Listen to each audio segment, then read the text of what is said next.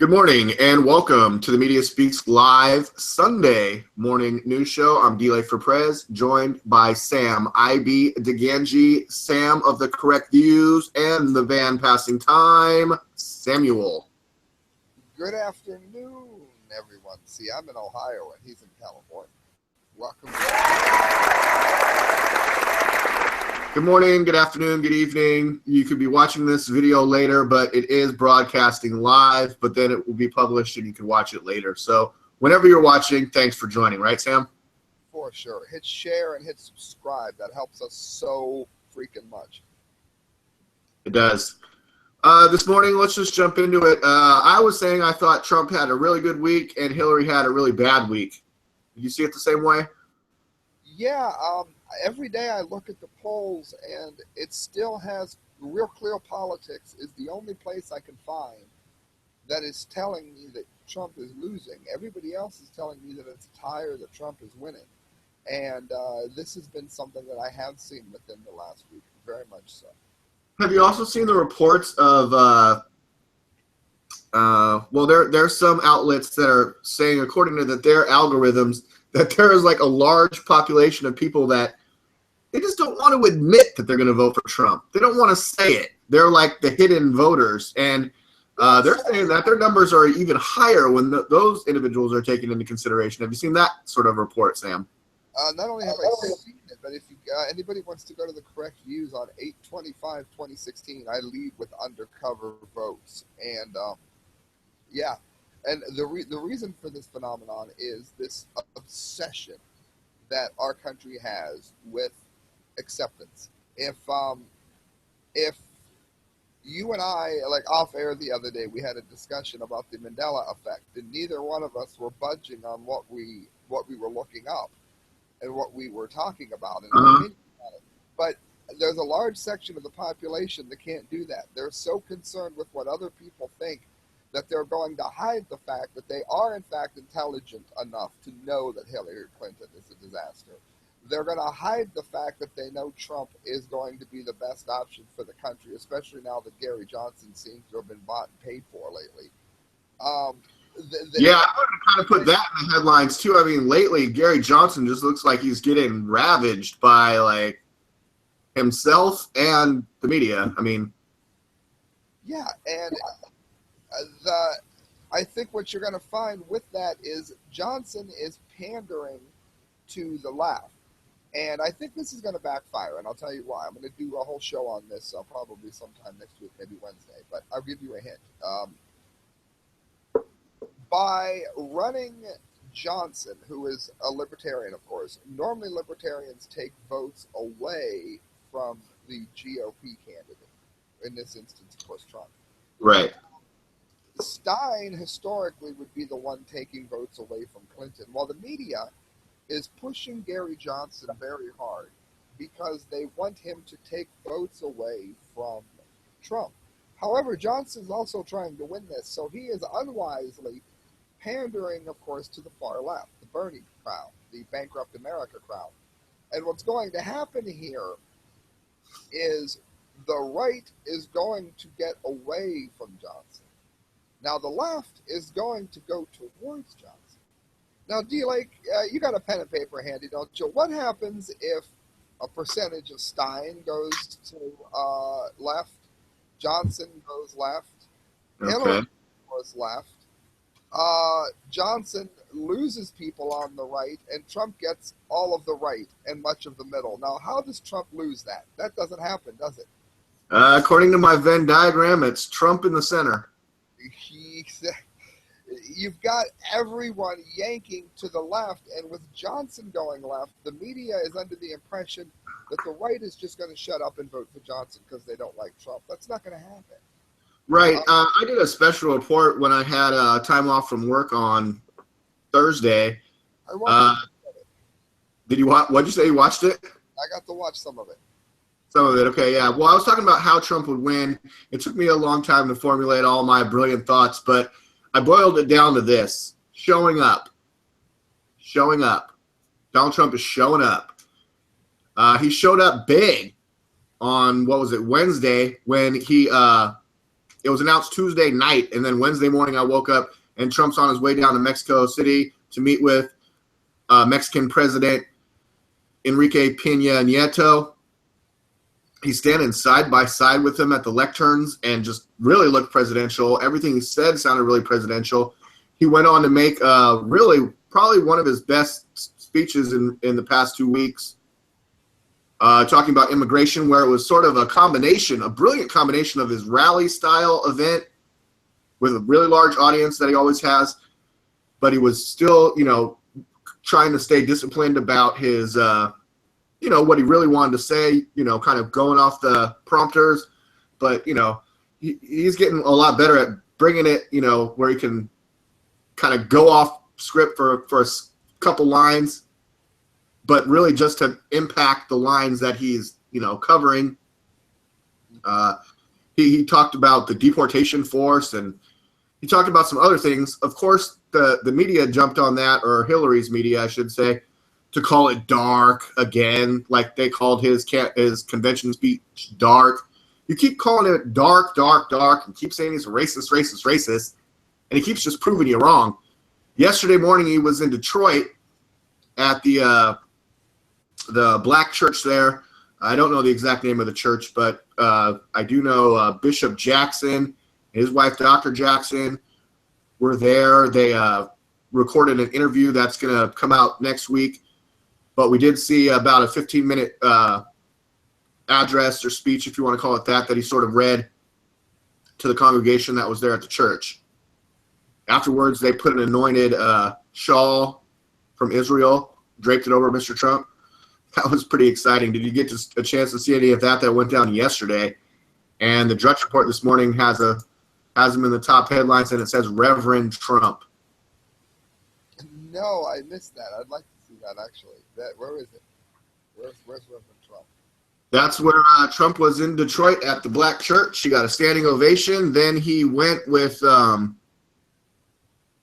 Ben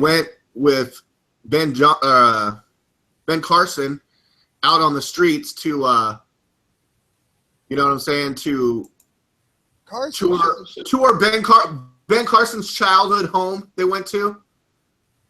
There's Daryl. Carson could have been the VP. I really think so. Pastor Daryl and Omarosa was there. They're like, oh, he had all his famous, black friends with him. Of course he did.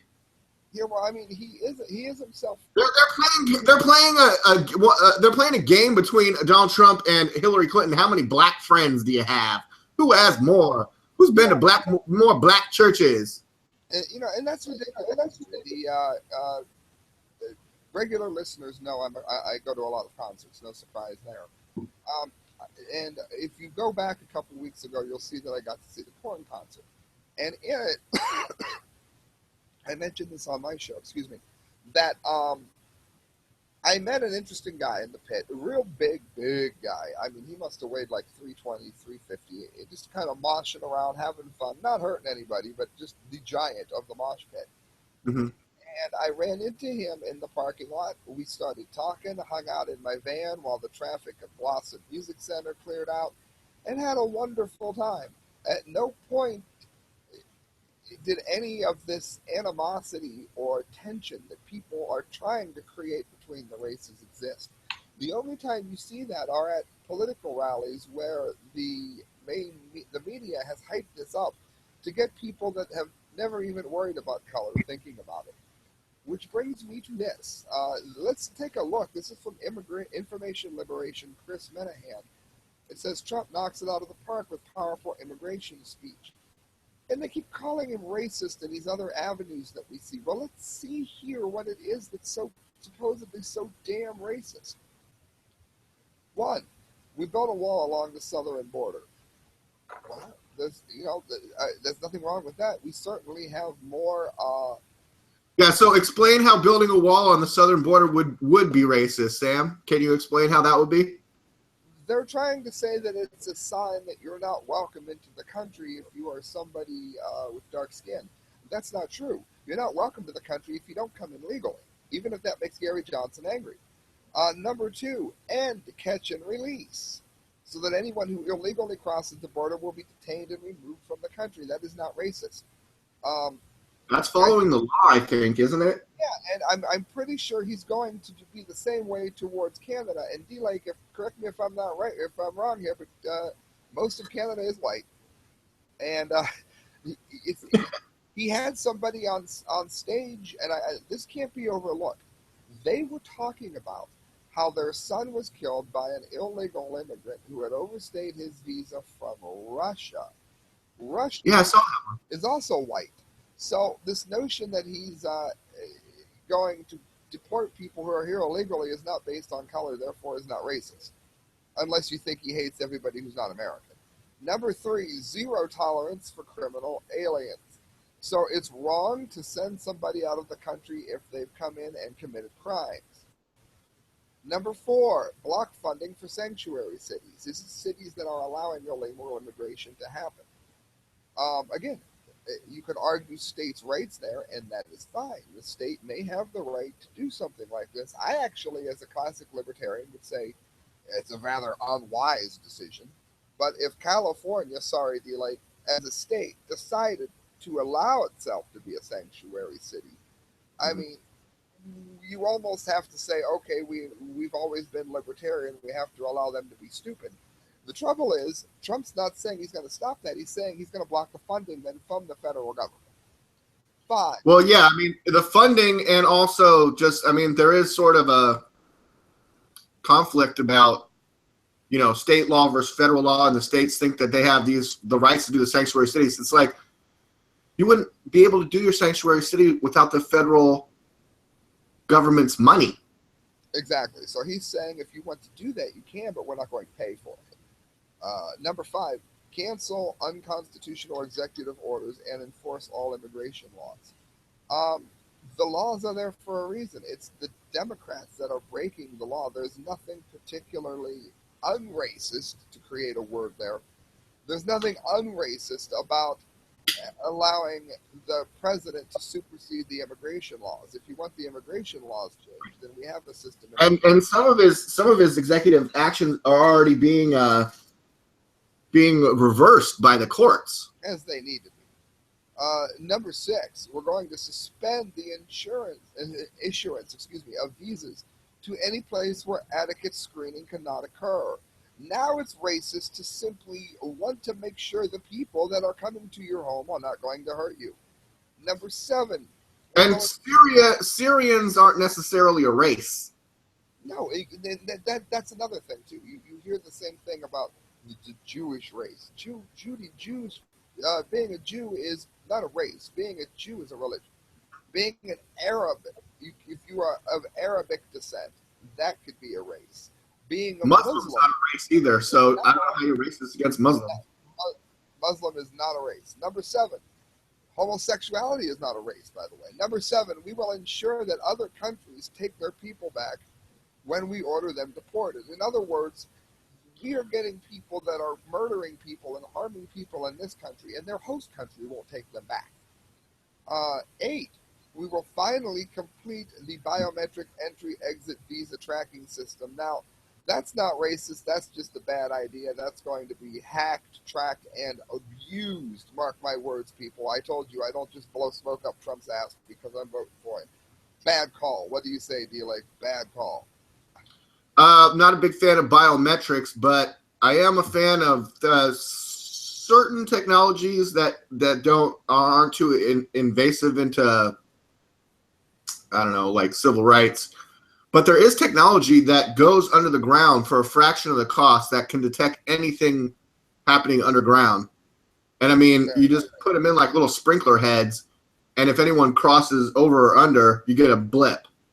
I mean, I don't see anything racist about that. No, you can put some bulletproof glass around it. Be all. Number 9. I mean, ideally, they want to scan everyone's eyeballs, and I mean, we've had fingerprinting forever, Sam. Fingerprint is old school.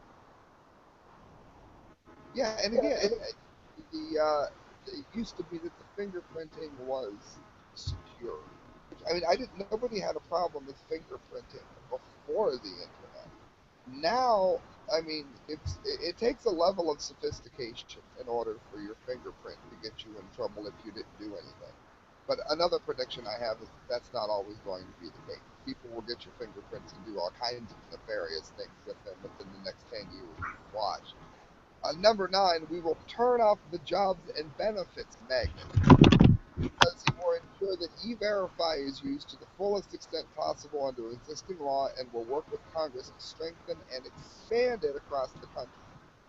Immigration law doesn't exist for the purpose of keeping out criminals. It exists to protect all aspects of American life, and that also means our job. So he's going to make sure that you have to be legally in the country to work legally in the country. Number 10, he wants to reform legal immigration to serve the best interest of America and its workers. He didn't say white Americans. He didn't say Asian Americans or black Americans were excluded. He said Americans. That is all Americans, including those who get there legally. So that's his platform. Do you see anything at all there racist in any way, shape, matter, or form? Hello, Anne Marie. I don't. Yeah, we're joined by Anne Marie. And obviously, if you couldn't tell, Sam was just running down the 10 points that the 10 bullet points that Donald Trump was talking about during his immigration speech on Wednesday evening. We're kind of in the realm right now of talking about Trump having had a pretty good week and showing up, which I said was the key to him winning. And then we're going to get into where's Hillary been in the Hamptons, hiding, doing fundraisers and stuff. Did you have any thoughts about Trump's week? Well, how did you feel about him going down to Mexico, and did you see any of that with the president of Mexico and then his fiery, amazing speech after that? Oh yeah. Well, he's definitely been busy this week. That Mexican president is not popular down there for doing that, for inviting Trump down there. Sure.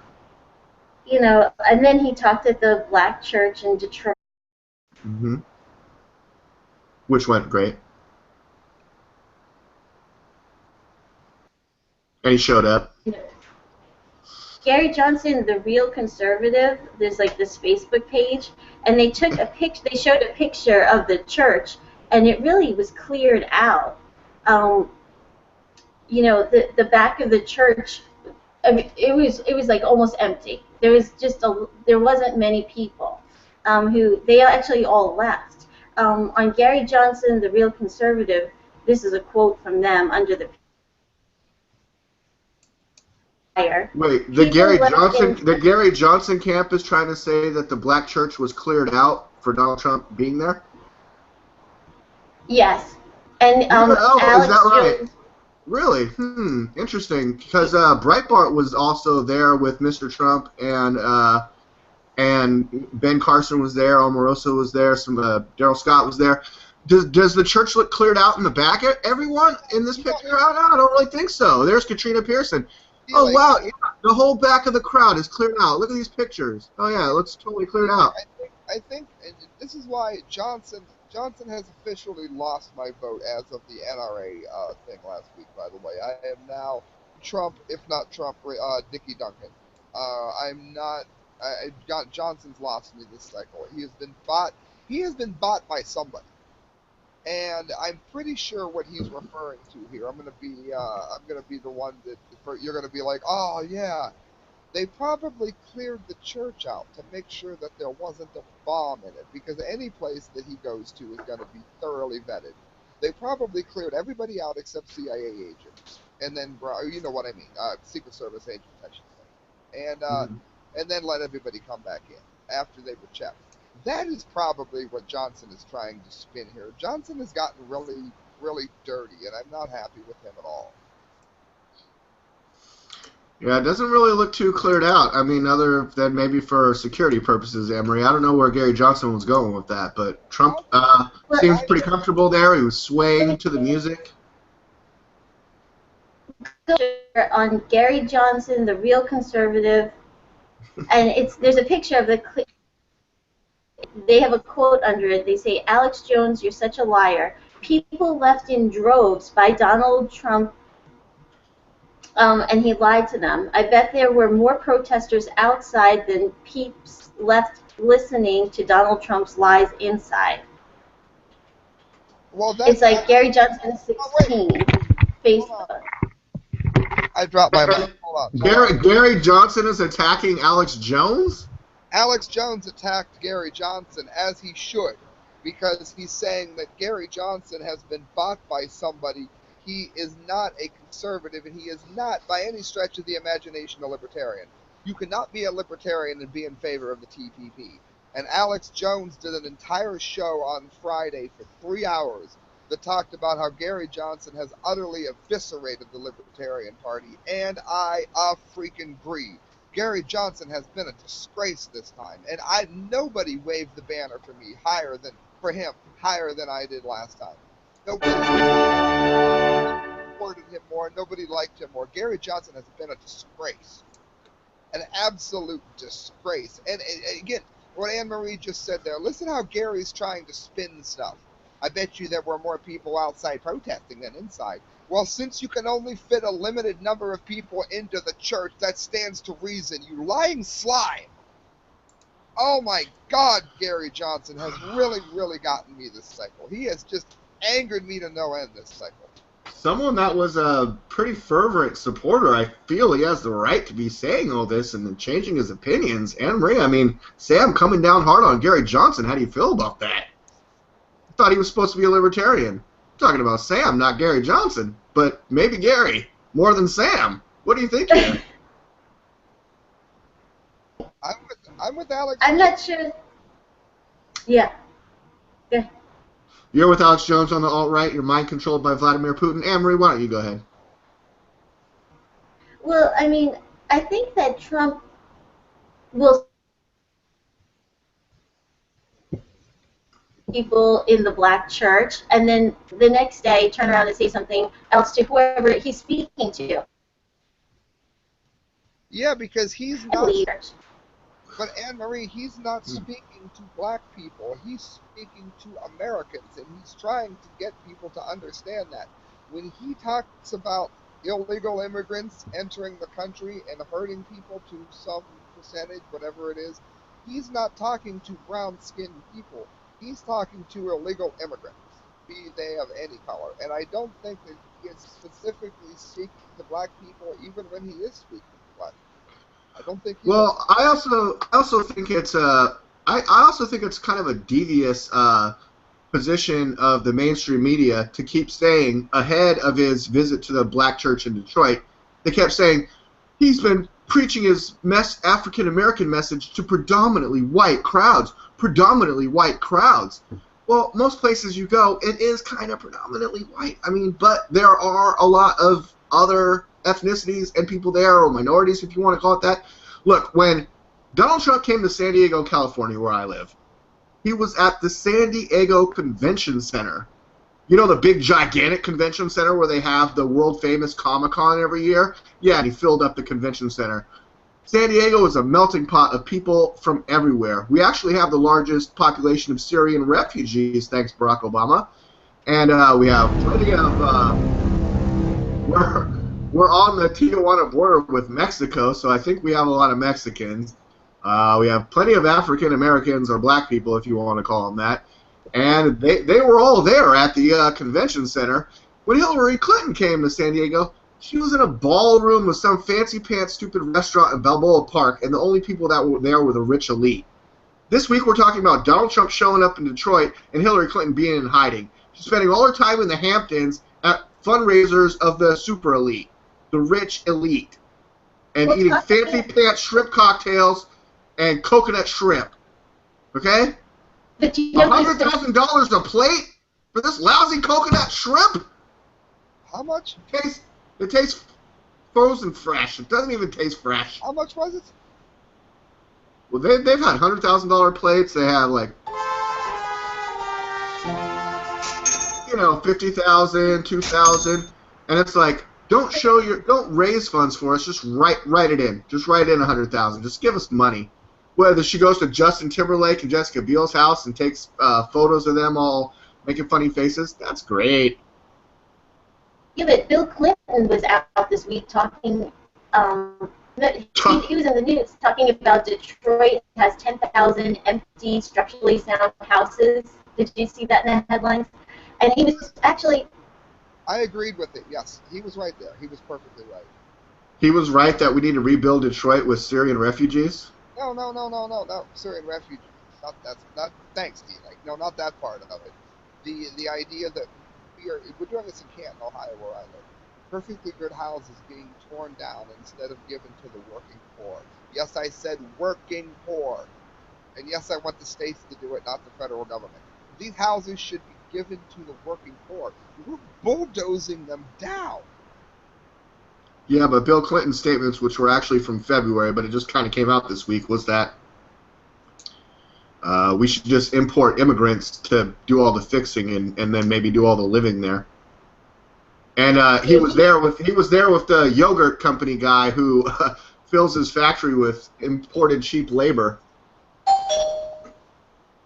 Exactly. I mean, like you guys are saying, you know, he wasn't really talking to us, like the American people. He's basically, this is probably what goes on in Bilderberg. I mean, he was talking to CEOs of companies. He's saying he was saying what a great idea this is, that there's 10,000, he said there's 10,000 empty, structurally sound houses. 10,000. This is a quote. And a lot of jobs to be had repairing those houses. Detroit just came out of bankruptcy, and the mayor's trying to do an innovative sort of urban homesteading program there. But it just gives you an example of what could be done. And I think any of us who have ever had any personal experience with either Syrian Americans or Syrian refugees think it's a pretty good deal.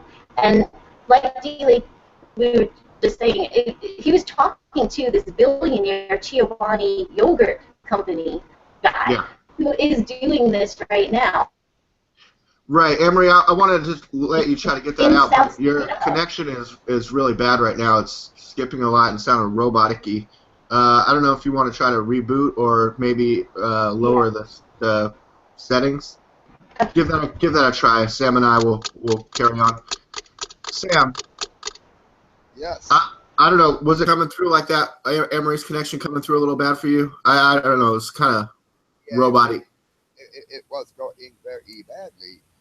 It was a little robo and Marie. Sam, go ahead, but pick up on her talking points so that we can kind of carry through and then hopefully get her back here soon. Well, yeah. Since D-Like crucified me, though, I was not saying we should bring Syrian refugees over. I was talking about the bigger picture. That's what Bill Clinton was saying. Those of you listening, leave comments. Let me know if this is happening where you're at. There are houses that are in either immaculate shape in some instances, or at least mildly run down. Maybe somebody squatted there. Who knows? Maybe somebody had done drugs in the house at some point. It happens to me. Maybe it's a crack house or, whatever. Listen to Sam. I just mean a vacant house. A vacant house that's in either a good state or an easily repairable state. Instead of going ahead and restoring these houses with a small amount of money and giving them to I would even say established working poor. You had to have had a job for so long, blah, blah, blah, blah, blah. And you give the house to them and it gets fixed up.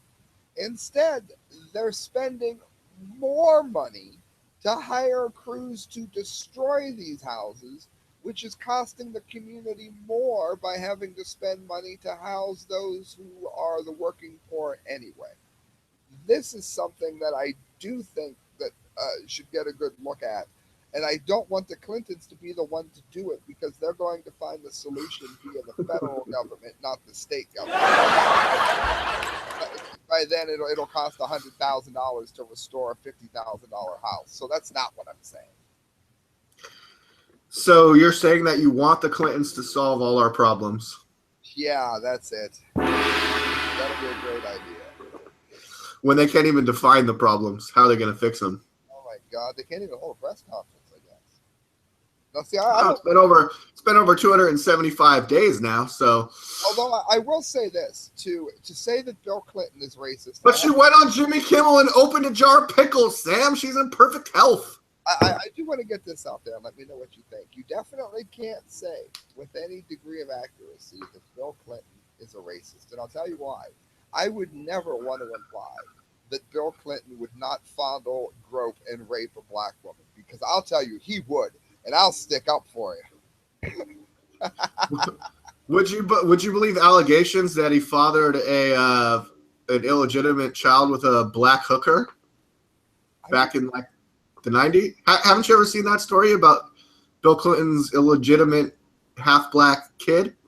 No, but I wouldn't be surprised. I mean, it happens to everyone. You know what I mean? I mean, condoms break on teenagers. You want to see a half-black kid that looks like he's definitely the son of Bill Clinton? Go look that up. I will too. Let me look it up. Oh, jeez. If Anne-Marie comes back and I'm looking up Bill Clinton's illegitimate black kid, we're going to be in trouble. This is like the stuff you do when the teacher's gone. It is.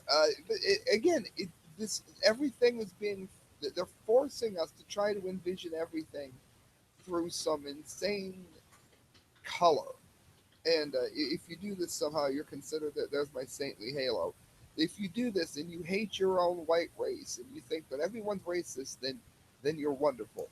But if you know that you're not racist, then you're the devil. See, look, there's my horns. You know right away then, oh my God, you're evil, you're wrong, you're vile because you don't believe in white privilege. There is no white privilege. Most white people don't think that way at all. It's a myth. Would it be racist to say that this woman and her son looks like he could possibly be Bill Clinton? Now, she was a black hooker at the time, and he used to run, around where she was hoeing. And she says she knows that her son is definitely Bill Clinton's child because she didn't have sex with any other white men during that time. Now, is it racist for you to say that? Those are the facts. There's Bill Clinton as a young boy, and there's this kid. His name is I used to know it. Danny Williams. There's Danny Williams. I mean, right, I'm gonna put this out there. Now, D-Lake, I want to know if you'll help me pay for this. If anybody can get me a pop bottle or a soda bottle or anything legally acquired from Bill Clinton, I will contact this woman and I will send it to fastdnatesting.com.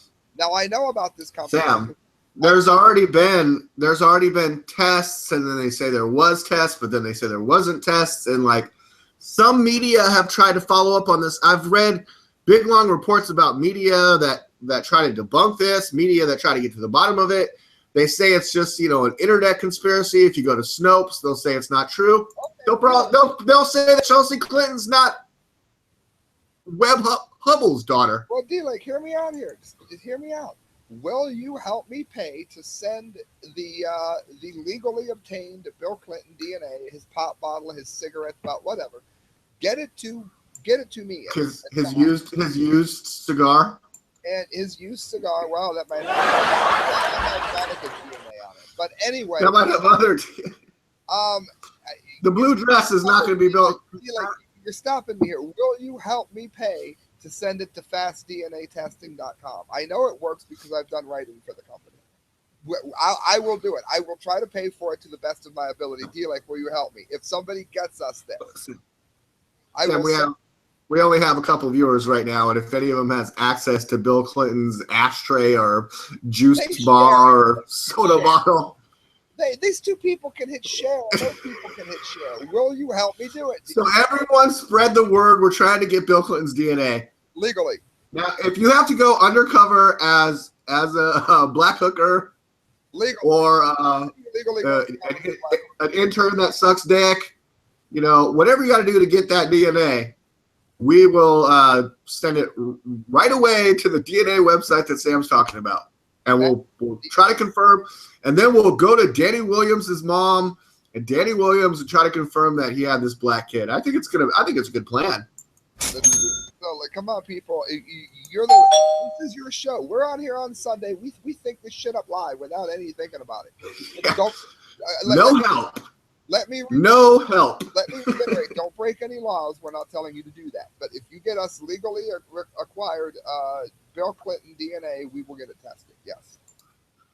Well, you know that I don't know when Bill Clinton was president, but I know like when George Bush was president and even Obama, when they like fly and go to foreign countries and stuff, they have a special toilet type thing that they have to do because they need to protect that DNA, like any urine, feces. You know, if you have to take a number one or a number two. If you're the president and you need to go number one or number two, you have a special toilet that's going to capture those excrements so that foreign countries can't obtain your DNA. Wow. Did you know that? George Bush had a specialized toilet that was just to like preserve his DNA so no one could get their hands on it. Well, people, you got your work cut out for you. Get us a pop bottle. Get us something. Yeah, they try Bill Clinton has Secret Service for life, and they try their best for our viewers not to get their hands on Bill Clinton's DNA. But do your best. Try to do it legally. And if you obtain it, send it to us. We'll be the ones to see what kind of information we can get from that, and then make all the headlines, and we'll be the best. We're basically like Woodward and Bernstein here. Like, just get us the DNA and we'll take care of the rest. Okay, Sam? What else you got, D-Lay? Great. Sam, you said you didn't hear about the SpaceX explosion this week. No.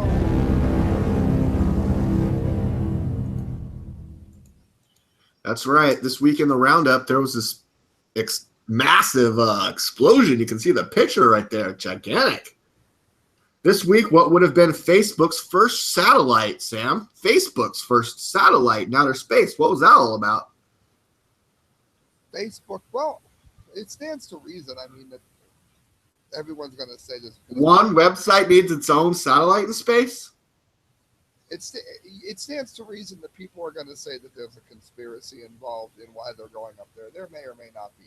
But I can also see why Facebook would want a satellite, particularly not to be dependent upon others when you have such a huge amount of money at stake on a daily basis. I can see the logic in that. You can afford a satellite. You could probably afford for it to get blown up. Well, okay. So, Sam, the first satellite was destroyed in a Falcon 9. Sonic boom. Did they make a sonic boom? Sonic boom. Facebook changed its trending topics layout, and new information about the Dropbox password breach was unveiled. What? These are the top stories of the week. Okay, so the number one top story of the week, Sam, of course, that's what's in today's top headlines on the Media's piece. SpaceX experienced a devastating explosion. It was devastating. Oh, shite. Sam, watch. Oh my. Oh. It's even better with the music. I can only hear the music. Do, do, do, do. Oh my God. You know what I see? Yep. Now keep in mind, this was a satellite. We'll see if anyone was injured on the ground or anything. Again, I was under the impression nobody was in it, or I wouldn't have laughed about it. Right, yeah. That's what I was thinking too. While completing a routine static test fire that destroyed Facebook's $200 million Internet.org satellite, SpaceX confirmed that there were no personal injuries in the blast, but the rocket and payload were destroyed. There are 3 stages of questioning to go through when a rocket explosion occurs, and here's what we know so far. Do you want to know what we know so far here, Sam? I do. In a Facebook post, Mark Zuckerberg. Go ahead, Sam. You hear that? There was nobody on board, so we're not terrible people. You have to specify that because we're going to hate comments. I mean, watching their $200 million piece of crap satellite explode is only funny if no one was hurt. Indeed. All right. In a Facebook post, Mark Zuckerberg wrote that he was deeply disappointed. Can I get No, he was thrilled. He was thrilled. He's like, guess we got to build another one. By the loss, but here's how the conversation probably went down. Blah blah blah blah blah blah blah blah blah blah blah blah. What did he say? Did he say I'm going to kill somebody? Is that what he? How does the conversation? How does the conversation with the that just goes to another link, and then there's 10 other updates for the week. Sam. Okay. Sam, cover me for a minute. Cover delay. Go. My name is Mark Zuckerberg, and I work with Marvin the Martian, and we made a sonic boom. No, basically, why would it be up there? It would guarantee a certain continuity of which they had control over. I don't know that it's necessarily anything nefarious, but who knows? I mean, Facebook has had a particularly dishonest relationship with their users. For instance, I know this on because they won't allow you to use stage names on their account. You have to use your real name. Well, Marilyn Manson wasn't born Marilyn Manson, but he's allowed to have his name up there. You've got a million people who weren't. Ace Frehley wasn't born Ace Frehley, but he's allowed to have an internet, a Facebook page with Ace Frehley as his name. So, and we'll get to that in a minute. On entertainment, I got to see that. Excellent show. The problem here is that Facebook is incredibly dishonest towards its own users. So when they experience a loss, I'm happy because I happen to think they're a rather vile company. Okay, Sam. There goes Sam. Thanks for covering me. Sometimes, Sam, when I'm drinking during the show, I have to urinate. But there goes Sam wishing for corporate misery for Facebook. Interesting. Yeah, they're. Sam, a few other things on this website, though. Number two, there was another one that seemed a little bit more interesting.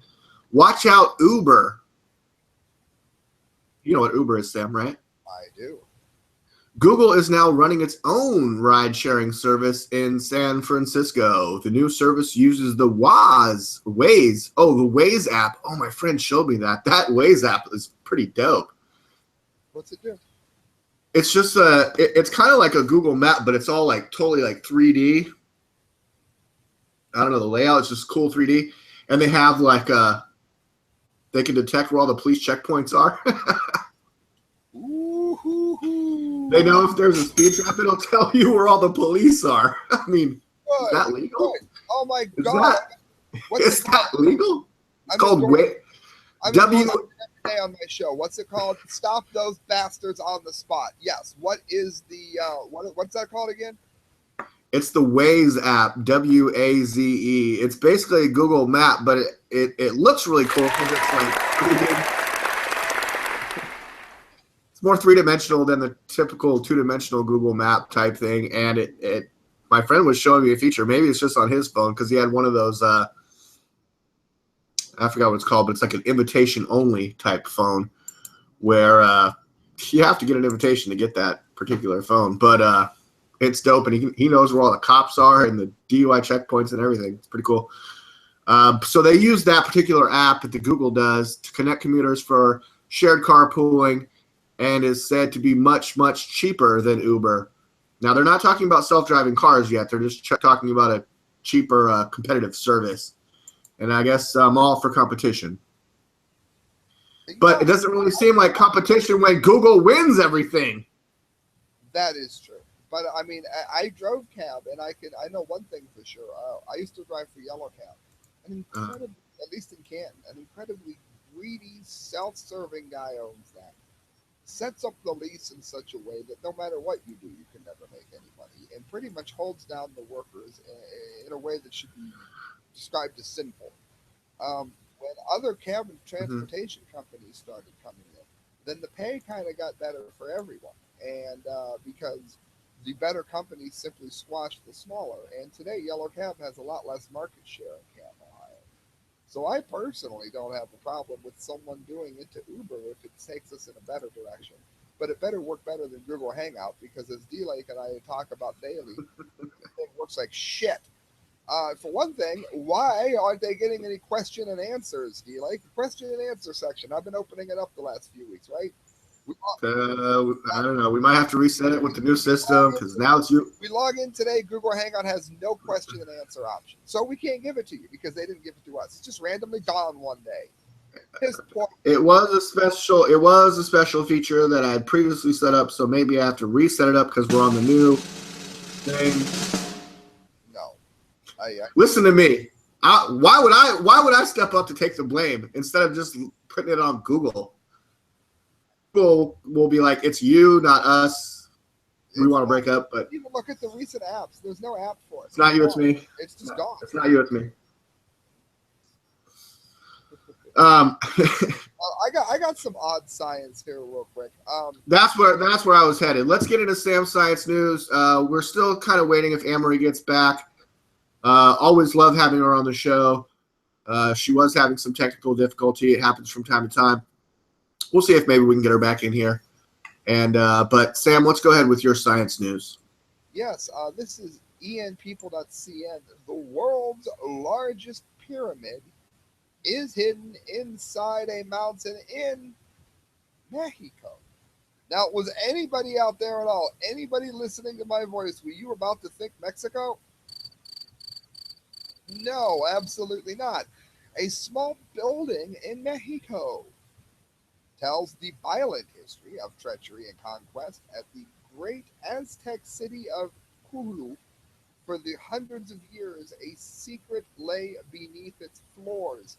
The moment I saw this, I knew I was going to go ahead and have to cover this. It's just way too cool not to. Hiding under the grass, the trees, and the soil sits the Great Pyramid of Cthulhu, deemed the largest ever built on Earth, with a base 4 times the size of the Great Pyramid in Giza. 4 times larger than the Great Pyramid of Giza. For those of you that aren't familiar with it, it's hard to even really articulate just how big that really is. In 1519, Hernan Cortez and his men marched into the city and massacred 10% of the population, building a tiny church on a massive hill as a symbol of their conquest. And it wasn't until 1910 that the pyramid underneath was finally discovered.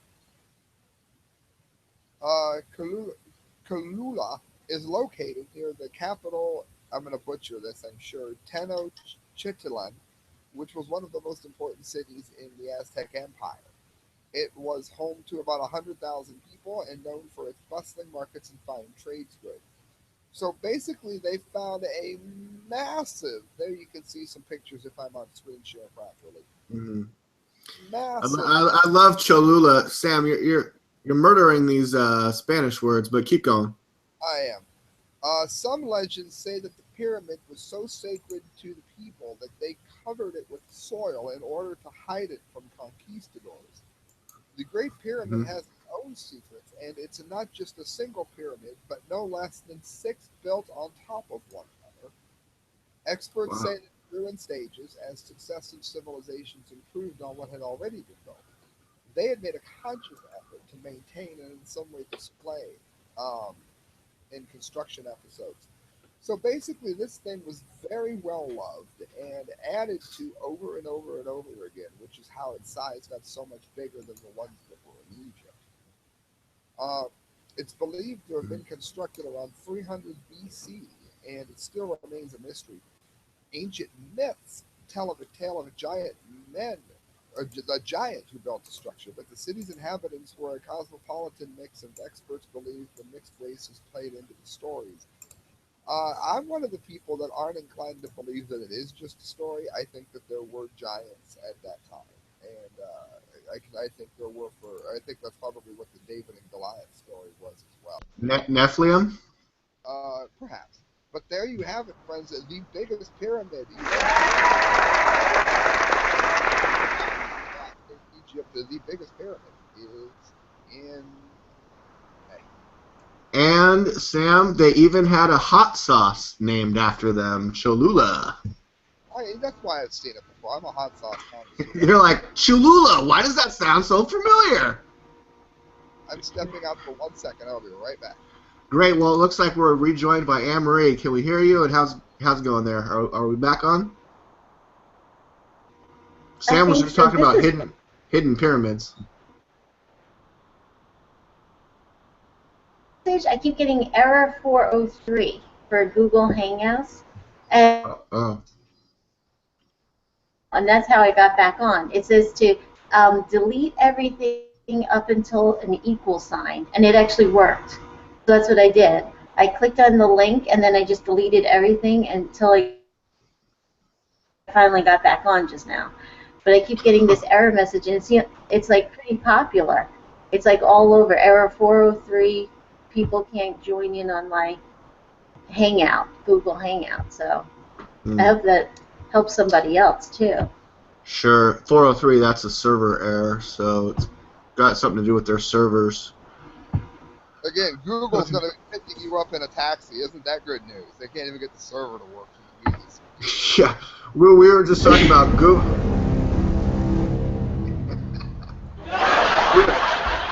While you were out, Anne-Marie, getting the 403 message, we were talking about Google taking over Uber in San Francisco. They can't even get the Hangout. They can't even get you back on the Hangout. How are they going to get you to your preferred destination? Sam, did you see the? I don't even want to go there about the girl that was complaining about her Lyft driver's hula, like Hawaiian hula girl, little bobble on the dash. And she had a social justice problem with that. And she was like, "You're offending the people of the continent of Hawaii." The continent of Hawaii? And I'm the dumb one? Get out of my car right now. Does this happen to you? No, it happened to a Lyft driver. I don't know. It was a funny social justice idiot story on that happened this week. While you were not here, what you missed, Anne-Marie, is that we talked about Bill Clinton's illegitimate black child. We also got into the SpaceX Facebook satellite explosion. Did you see that? The Facebook satellite exploded. Did you see that, Anne? Yes, I did. And did you talk about this Bill Clinton, this Giovanni yogurt guy? I wanted to talk about. Okay, so let's go back to that. The yogurt guy that imports all his refugees and imports foreign workers for cheap labor. Yes, because this is really weird to me, because Bill Clinton was talking to this billionaire Giovanni head who actually gives talks about this. I mean, this guy knows exactly what Bill Clinton is talking about. So really, this isn't like to us, the American people. Bill Clinton is saying we're going to be giving these jobs, or we want to give these jobs to, like,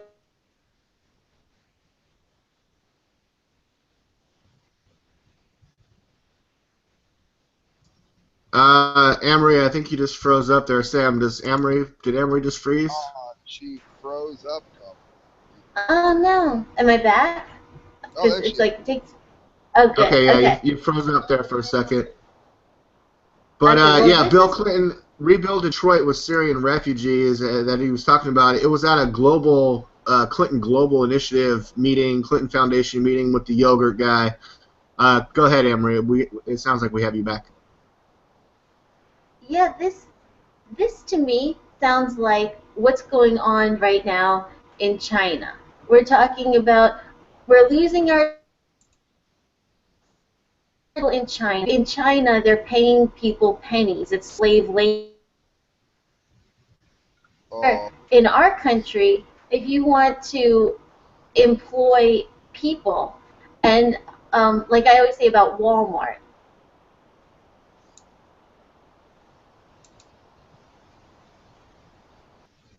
living wage. What I always say about Walmart, and then we're all on the edge of our seat, and she freezes up. Sam. it's not working for you today, my dear. Oh no, am I back though? Am I back? Emodia, maybe. No, I don't think. Try to lower your settings or something. Yeah, you keep cutting out, and then you'll say something, and then we can't hear anything. You're like, the one thing about Walmart, and then it's like we're all like, what is it? Okay. Emery, maybe try to lower your settings, but stick around. Sam, it's time for your entertainment news. Sam, go ahead. Oh, I've got wicked entertainment news today. For one thing, I was lucky enough. I was applying for another job. 'Cause I'm largely working independently now, and I can pick up gigs and all kinds of things everywhere. I went to Cuyahoga Falls to apply for a delivery position a guy needed. And on the way home, to my right, is a picture of Ace freaking Frehley. And it says September 2nd. And I think to myself, damn, today is September 2nd. So tickets were $38 to go to the Rock Casino, which is the Hard Rock Cafe Casino, and go see Ace Frehley. So we get there and walk through this, it's mostly it's a slot machine casino. It's still pretty immaculate inside. It's got like Trent Reznor's keyboard and Jimi Hendrix's clothes and Tina Turner's hats and all kinds of stuff all displayed. Cool. And you finally get up there. I get up to the gate, and of course, my wife smokes nonstop, 24 hours a day, 7 days a week, constant chimneys. First thing out of bed, smokes a cigarette. She's outside smoking a cigarette, and I'm trying to get inside to see Scorpion Child, who's opening the show. As I'm standing in line asking if they can get two seats together, waiting for, because I figured she was going to have to meet me. I wasn't missing noted music, so I could look at a cigarette. So the guy walks up behind me and says, "Oh, do you need a ticket?" and hands me a $43 ticket instead of a $38 ticket. So there's only one section better than that, and it's only like 10 rows up. We had these amazing seats. They were right in the middle of the club. And then when my wife walks up then, it's $43 for her ticket, because I did buy the more expensive ticket then. We watch the show, and then Scorpion Child comes on, which may have the best hard rock keyboardist playing music today. The man is just pure genius. They sound like a Zeppelin kind of band that instead of sounding dated, it sounds like Zeppelin came out today. But the difference is they have one of the most astounding keyboardists that you're ever going to meet. I lucked out. We met their singer. He talked to us for a while, may even be a guest on this very show. We talked to them. And then after Ace goes on, I realize that the bassist is astounding. He's playing some of the most complicated bass solo work I've ever seen. He plays both parts of Halloween at one time on a bass. And wait, Halloween? The theme song. He does the creepy from the movie Halloween. He plays both parts, the left and right hand on a bass. And he plays the bass notes on the top two strings and the melody notes on the bottom two. That's tight. He's just a wicked guitar player. He was from the band The Cult. They've got a drummer that sounds more like Paul Stanley than Paul Stanley does now.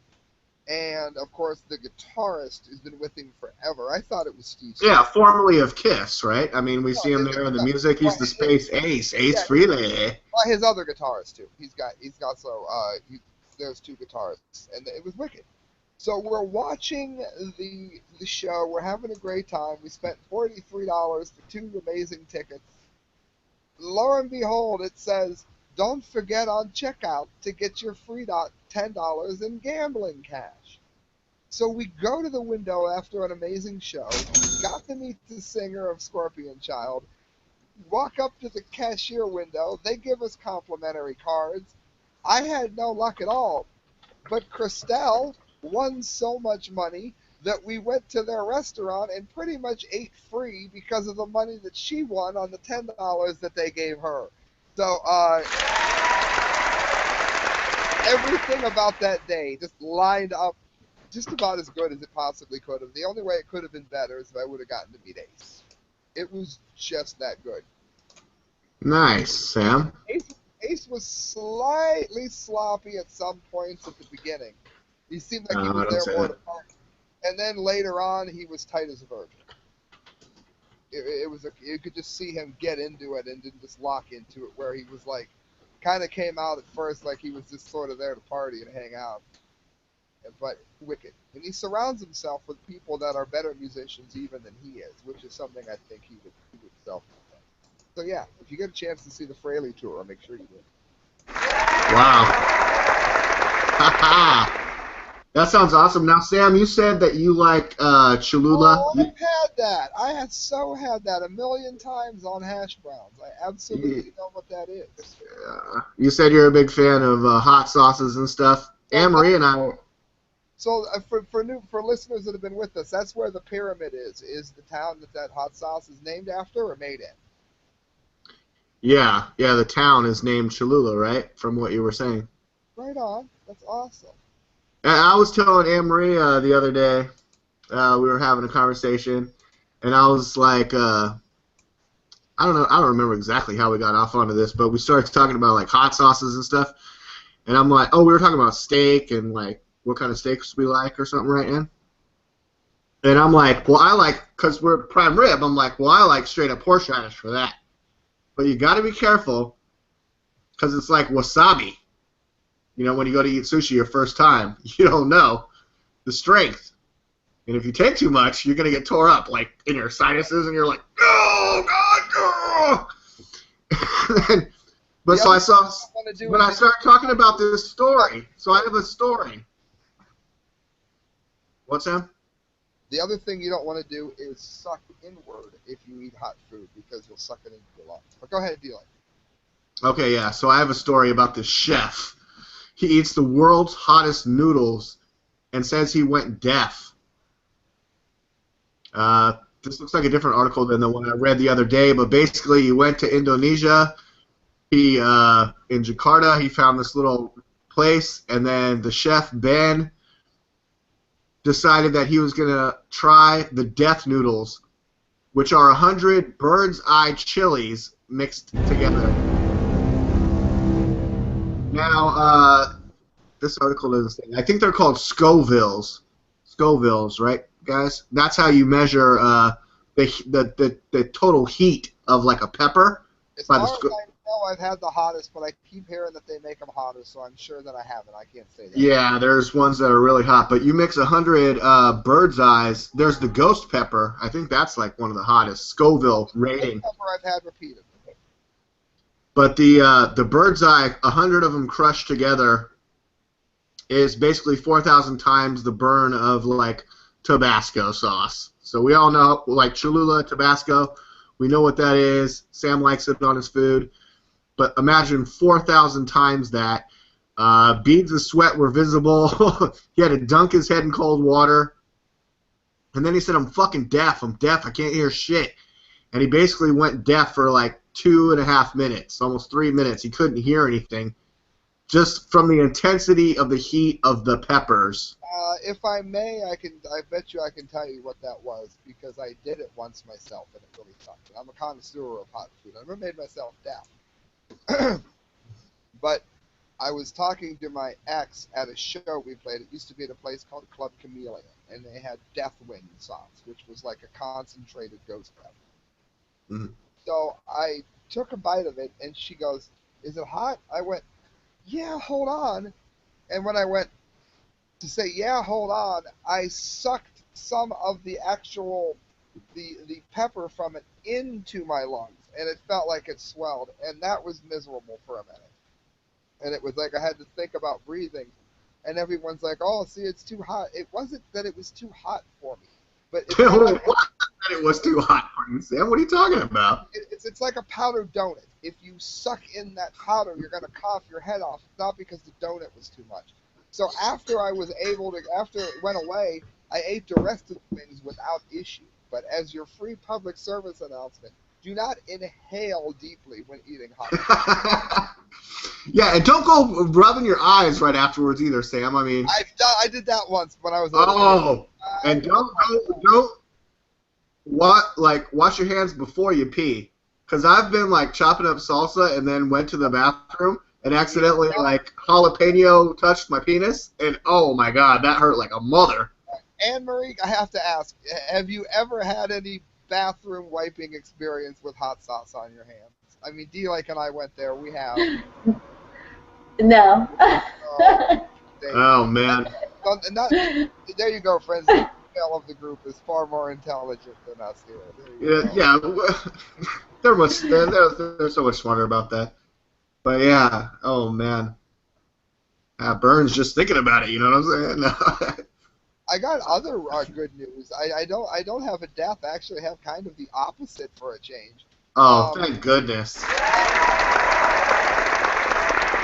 One of my favorite bands, the singer, Testament, he had cancer a number of years ago and has beaten it.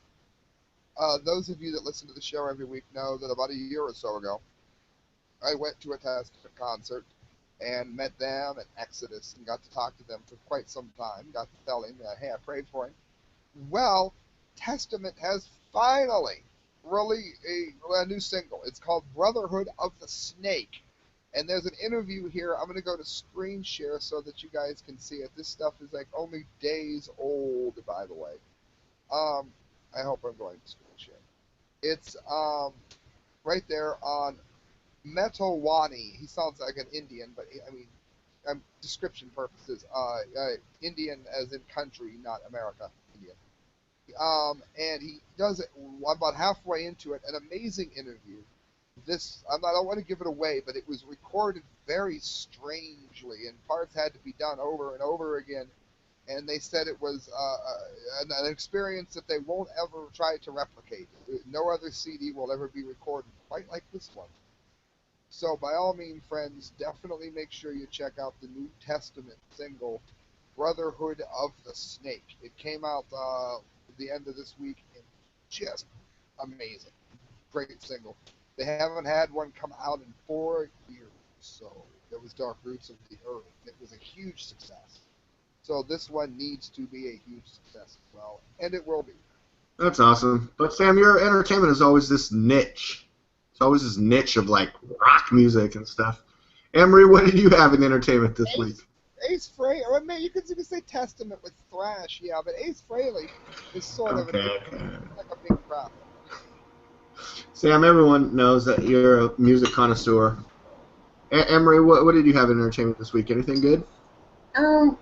Let's see. Oh, well, I saw a death I thought of you. It's this guy, his name is Jerry Heller. He was the manager of NWA. Wait, I know that name. Oh, Jerry Heller, NWA Jerry Heller? Yes. That's why I brought it up, because I know you like rap music. And they said that he was the manager. Because I was just looking up who died today, and I'm so happy that you got one. He was played by Paul Giamatti in the recent NWA movie, Jerry Heller there. He was played by Paul Giamatti in the movie, right, guys? And, wow, he passed away, huh? There he is with Eazy-E of NWA. I like don't know. There was a lot of controversy about the old white guy being sort of like at the head of the group, the manager. Oh, you know He's kind of like Donald Trump with his African American outreach. But I'm not glad that he died. I wish Eazy-E was the one who I had a problem with, because he knew he had AIDS when he was willfully sleeping with people and not telling them. But Eazy was an awful person. But this guy seems like a nice enough guy. I don't know. I don't know that much about him. He was big in the music industry. You know, he was a gold record guy. Wow, Anne Marie bringing the R.I.P. to the media speaks for me when I drop the ball. So good. Thanks for thinking of me. But did you have any thoughts about Jerry Heller, Ann? Or you just knew who it was? He helped ruin it. Well, yeah, when I saw who it was, I thought of you, and I said, oh, I better write this down and tell you about it on the show. He ruined music.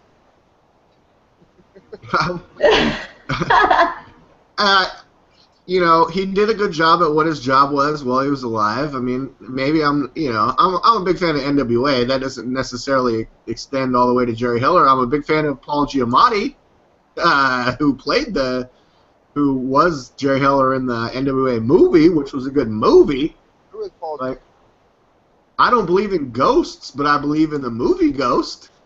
Ain't that who you said was Chelsea Clinton's father? I don't know who that is. Chelsea Clinton's father. Oh, Webb Hubble? No, that's Paul Giamatti as Jerry Heller. Like, well, Paul Giamatti could play Webb Hubble in a movie though. I don't know who Giamatti is. Horrible. How do you call me a niche market? You're superheroes, and I've never heard of this guy. I'm lost. Paul Giamatti is a famous actor from Private Parts with Howard Stern. Remember, he was Pig Vomit. I didn't see it. I know of it. Oh, that what? Sideways, the the movie with wine. Yeah. Sideways. If they're drinking Merlot, Sam, I am not fucking going. Sideways, the wine movie with Sam Man, the other guy. The guy? He's got 3 names. What's the other guy's name from Sideways? Thomas Anderson or something, or? He's from Wings. Sideways. Yeah, he has like 3 names. Davis Anderson or some crap like that. Yeah, he's a good actor too, though. I like that guy too. Yeah, he was on Wings. I used to watch Wings, though. I think I came on board Wings late. I do remember that. He was like a mechanic, right? Yeah, he played like Joel. Yeah. Or something. Thomas Hayden Anderson? Hayden Thomas Anderson? Something like that, right? I know who I'm Something talking like about. that. Quit hating on Anderson. Hayden Anderson. I will say, this is like an epic win with Strange, whatever that's called. Oh, did you start watching Stranger Things, Sam? I just watched Monster last night. I'm hoping it doesn't go in a dumb direction, but so far it looks every time you think it's gonna get campy, it doesn't get over. It builds slow, but it gets better and better as it goes. Like as far as binge watching. Well, you told me it was like Twilight Zone though, so you kind of steered me wrong, in that I didn't know that the episodes were in order. So I, by dumb luck, started on episode 2. Thank God it wasn't like episode 6. So I've never really seen episode 1, but I'm on episode 6 because I thought they were separate. So see, I think what but she's beat you with a shoe, but it's not going to be that bad. Thomas Hayden Church. That's the guy whose name I was trying to think of. First of all, Thomas Hayden Church. I knew it was Hayden Anderson, or what did I say? Thomas Hayden. But what were you just saying, Sam? Oh, I didn't know that the order of the show. Oh, right. I think the reason that I said Twilight Zone is because after watching all of season 1, I didn't know if season 2 was possibly going to be continuation, or if it was going to be an anthology, like another chapter in like a different story, but just same title. Which is it? Well, Netflix released a thing about season 2 that makes it look like it's going to be an awesome continuation. And there was a lot of, I don't want to spoil anything, but Sam, by the time you get to the end, there's going to be some lingering questions. So a lot of people were really hyped up about there being a second season. As long as they don't end up having the show fall apart because one of the 4 actors, because when you're dealing with kid actors, Yeah. like, man, one of them sprouts, or one of them something. One of them ends up a huge heartthrob and quits if something like that happens. Yeah, they land the next Twilight or some crap like that. Did you hear about the Hill? Just to wrap up on Stranger Things, Sam. Just keep watching. There's only 8 episodes, so just keep watching. Oh, we only got 2 episodes left. Okay. Okay. From the Hill, Trump, Kaepernick should find another country. Now, I'm in favor of him having the right to be an idiot, but what he's doing is being an idiot. Friends, listen to me. This man talking about the oppression of black people makes 19 million a year. And Trump thinks that San Francisco 49ers quarterback Colin Kaepernick should leave the U.S. if he doesn't want to stand for the national anthem. I have followed it, and I think it's personally not a good thing. Trump told the Dory Monsoon show, according to BuzzFeed, I think it's a terrible thing. And, maybe he should find another country that works better for him. Let him try. It's not going to happen. Again, I don't think he should be deported. I don't think that's what Trump's saying. But he's saying it is extremely disrespectful. Kaepernick refused to stand for the team during the Star-Spangled Banner before a San Fran's game. He did it again this past Sunday. He said, I'm not going to stand to show pride in a flag for a country that oppresses black people and people of color. We have a black president. He's a black quarterback, which is extremely, just being a quarterback in the NFL, I think it's one in, I forget how many hundreds of thousands of chance you have even being in the NFL. To me, this is bigger than football, and it would be selfish on my part to look the other way. There are bodies in the street. People are getting paid leave and getting away with murder. Yeah, if you rush the police officer, you do oftentimes get murdered. And I'm no huge fan of the police here. I'm the one who was just thrilled a moment ago that we're stopping the bastards from pulling you over when you're driving home from work. I think you need to be left alone. So I'm happy that there's an app that tells you where they are. But that doesn't change the fact that what he's doing is trying to equate something to a whole country and trying to preach oppression. Makes $19 million a freaking year. All right, well, oh. I think that there's an element of freedom of speech and constitutional right to what he's doing, Sam. Well, he does make $16 to $19 million a season. Who knows how long his season will last? I have people commenting in my Facebook feeds, friends of mine, that say that the NFL should maybe penalize him for. Is it considered a taunt to the other team? Is it unsportsmanlike? I think he's an asshole, but I think he's got a right to be an asshole. I don't think he's taken up. Okay, so you kind of see that there is a right in this country to be your own person, individual, exactly. Asshole, if you will. I would stand for the national anthem because I've been doing it since I was a little kid.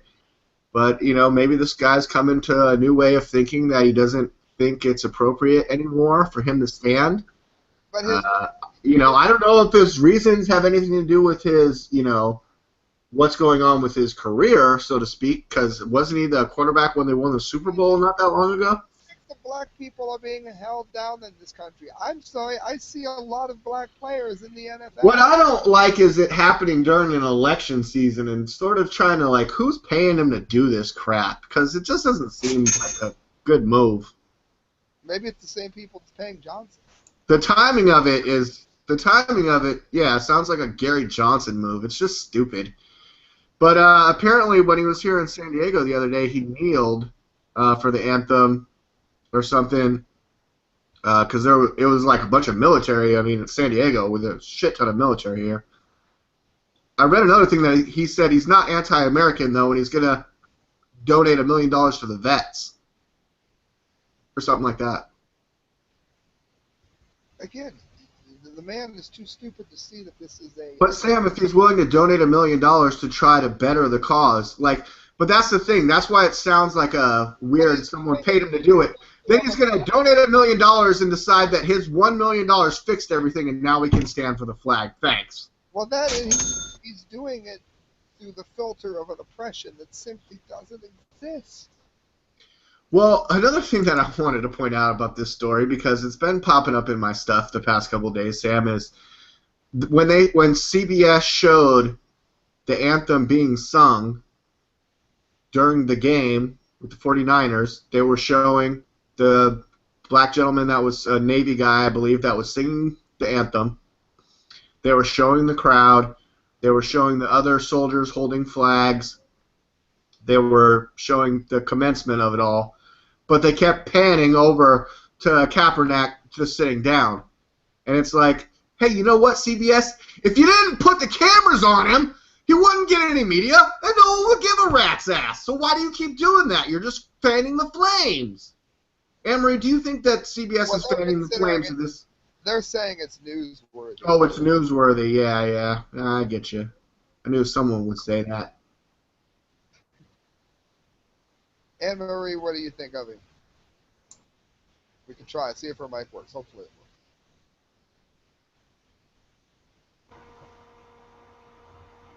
This is the one thing I really don't have that much of an opinion about. I mean, he has a right to, not stand. I would stand, but I think we all would. yeah. We all do. We always have, right? I mean, since you were a little kid, right? It's the national anthem, right? Absolutely. Yes. You don't have to like the way your country is going to like it. Oh, boom, Sam. Can you say that again? Very much. You don't have to like the way your country is going to like your country. That is the best summation of this that I could think of, Sam. That was brilliant.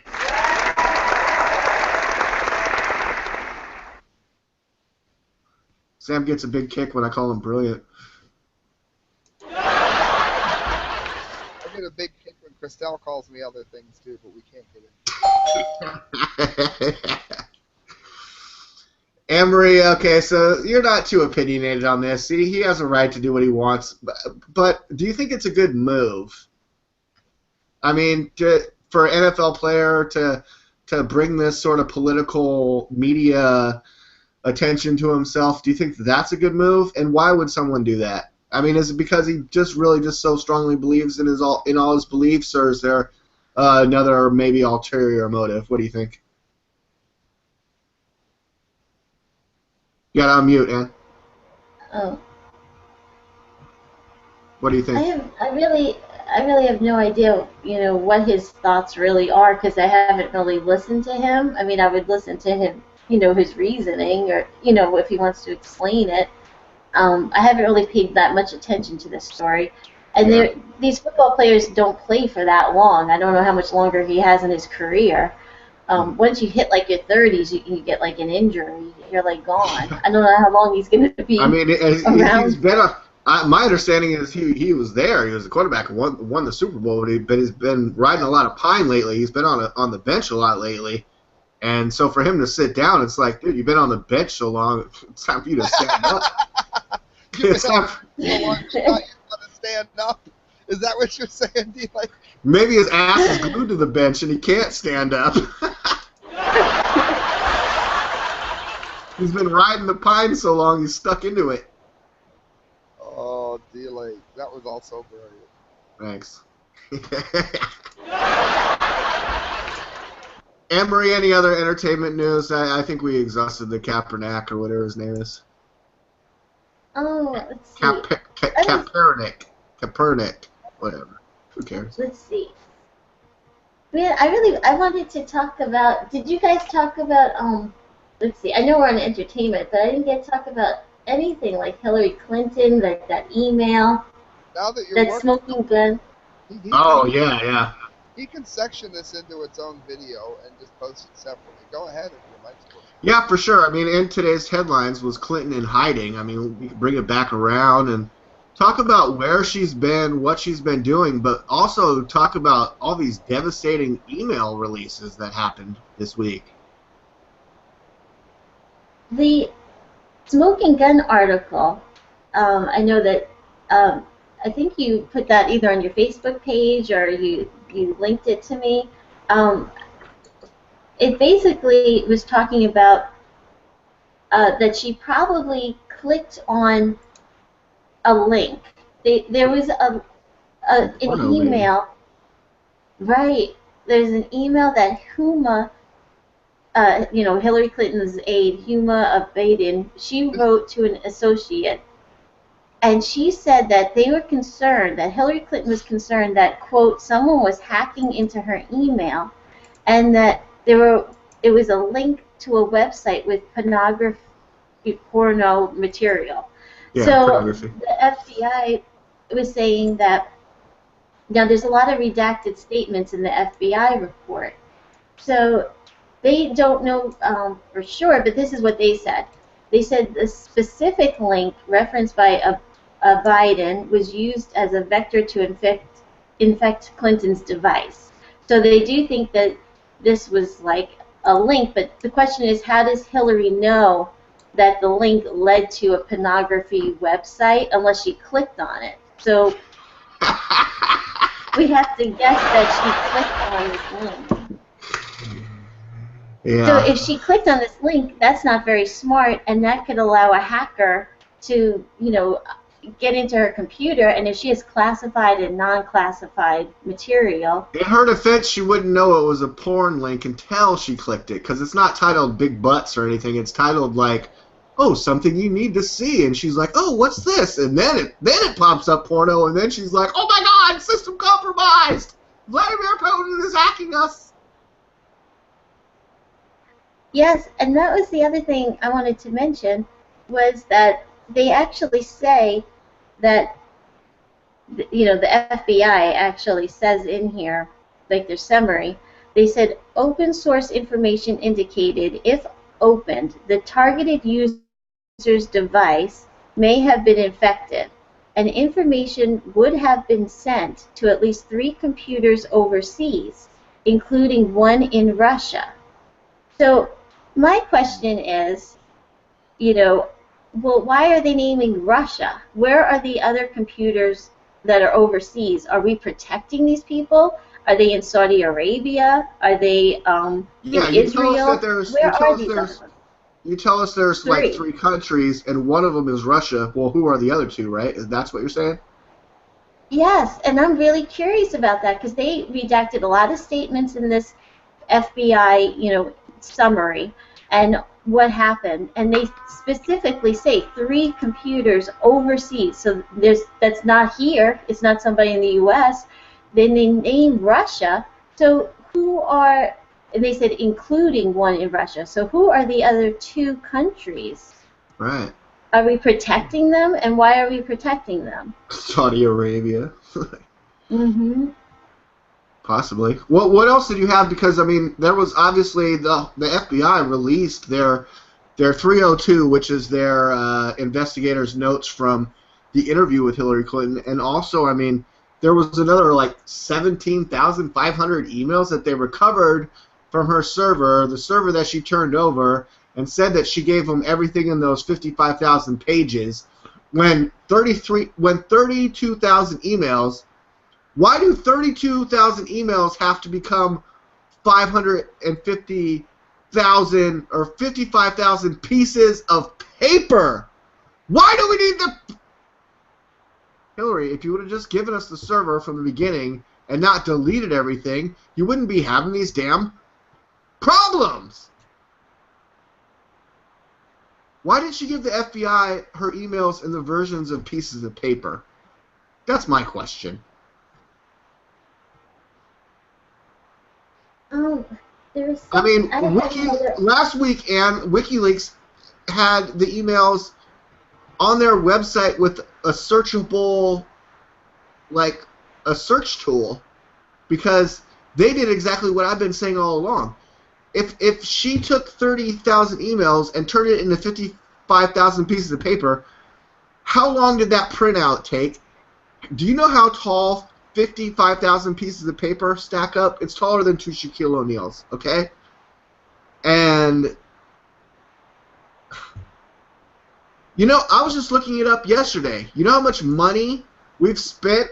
Almost $30 million in taxpayer money investigating Hillary Clinton for her lies and bull and private as the Willis Tower in our documentary. In Chicago? What about it? Remember when we were talking about the debt and the stack of debt we had under Obama? Oh, exactly, yeah. How many... Oh, well, the national debt in dollar bills is a lot taller than Hillary Clinton's emails, but Sam, that's what I see where you're going with that. Yeah, because if you look at the proportional stack of pieces, yeah, the national debt is like... how many Sears Willis Towers, Sam? I think it was Court that figured it out. Go to Becoming Paul Revere, friends. It's on the page. Yeah, great movie. Fucking excellent. I star in the movie, and so does Sam. So of course we're a little biased. It was the top movie on Infowars.com that you can see here in this graphic because Sam and I are among this spectrum of people living rent-free in Hillary's head under that tinfoil hat. Now, I don't want to take away anything from Anne Marie's investigative reporting. What else was coming out this week on Hillary? And, I mean, what are your thoughts on it as well? I mean, do you think that she's going to skate on this, or is it starting to get to be too much? And what do you think? Is it starting to get to be a little bit too much for her?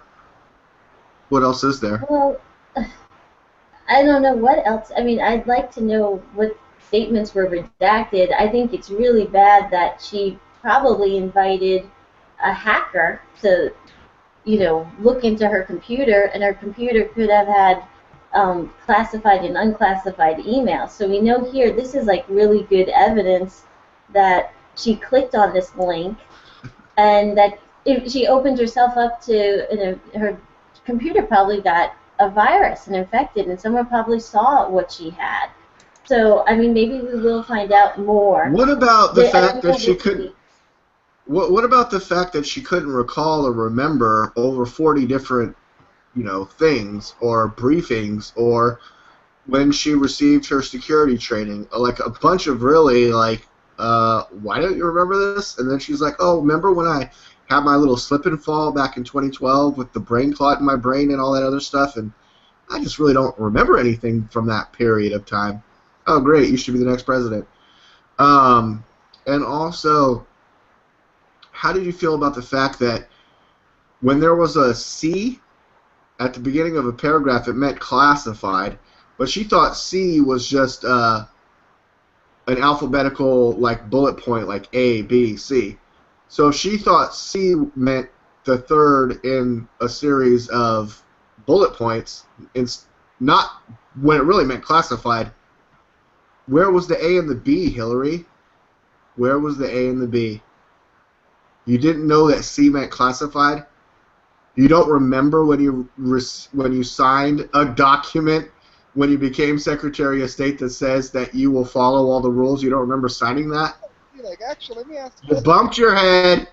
You bumped your head. You know a little bit more about programming than I do.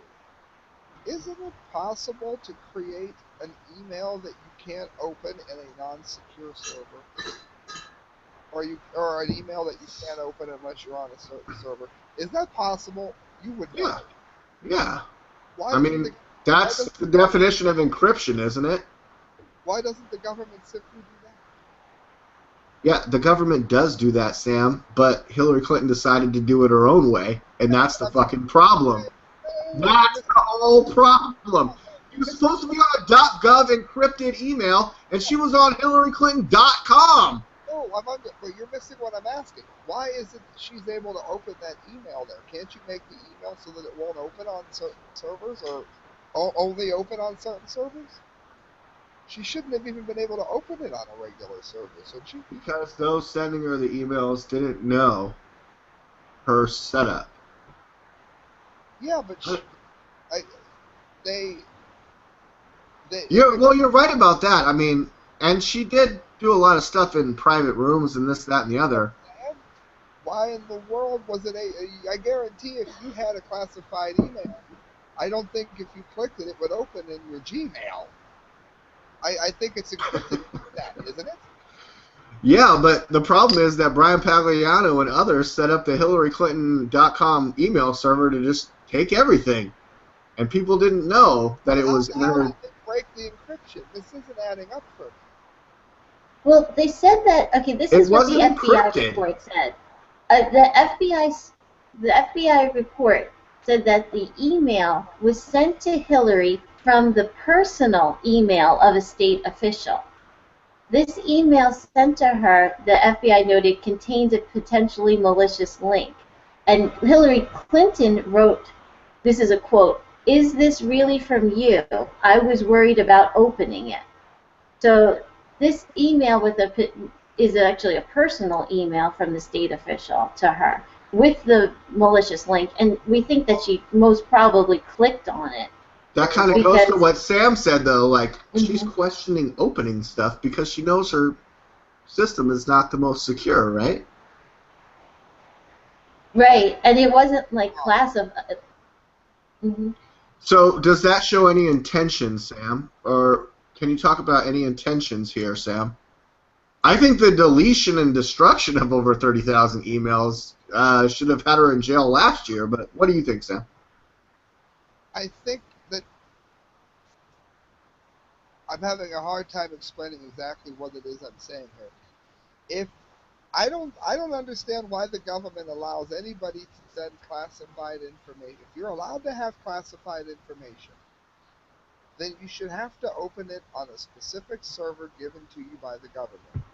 And that email should never be able to be opened on any server that isn't that server. I can't understand why this isn't already done. Well, I think it will be done going forward, Sam, but if you were to ask Hillary, she would say, if the email was sent this way or that way, what difference at this point does it make? It just that our government didn't think of this long before Hillary messed it up. I just assumed that if I could think of it sitting here on the couch, that it would be common. It's not that. I mean, I could probably. Okay. Amory, can I get your Amory and then Sam? Can I get your comments to these two words, or I guess it's maybe one word on the internet? Bleach bit. Amory, bleach bit. You know what I'm talking about? Bleach bit. Ooh, no, I've never heard that before. You Is never that- heard of bleach bit? I could, Sam, are you familiar with bleach bit? I have no idea what that is. Oh my God, you guys! It's been in the news the past week. Hillary Clinton used BleachBit. Hillary used open source util BleachBit to wipe her server clean. What, with like a cloth? Like wipe it clean, like with a cloth? Question mark. It's like the frickin'. It's like Anchorman. Clinton used special tool to wipe email server. So they used BleachBit, computer software whose website advertises it can prevent recovery of files. Further proof that Clinton had something to hide in deleting She didn't just hit the delete button. Then they went in and bleached it. They bleached bit the whole scene. Now, Amory, I mean, I don't know if you're familiar with bleaching clothes after a murder scene or anything like that, but what do you think about this? Yeah, she's got experience. She's like, it's just finishing up in the dryer right now, D-Lake. How'd you know? I don't know. I read a lot of true crime stories. My bad. Amory, how do you feel about Hillary Clinton bleach bitting or using a software called BleachBit to essentially bleach all those deleted emails so that they would be on any kind of recovery? They would be beyond recovery. What I'm trying to say. Go ahead, Ann. Well, I don't think she personally has done any of this. I don't think she really understands computers Did as she much. instruct her lawyers to do it? Right. I think that, I mean, there's an article I think just put out So today who should about go to like jail? Cheryl Mills. Oh, I think, yeah, didn't yeah. they name, is her name Cheryl Mills? There was an article just today about that she helped Hillary decide what personal emails to delete, and that they think that if Hillary goes to the White House, she's going to be going right along with her. Yeah, she's the Huma Abedin that's not Huma Abedin. I mean, she's like the other Right. hand. She's the left. Yes, that's the article. That's the article I read. She Meet the personally mastermind behind Clinton's massive email cover-up. So she's the mastermind? No, she's the fucking black chick that's going to get thrown under the bus, but we can't throw the black chick under the bus, even though she's, like, totally tied into the Justice Department. But okay. Yeah, okay, yeah. But I don't think, I mean, you have to think about their age. I mean, Donald Trump is 70. Hillary is what?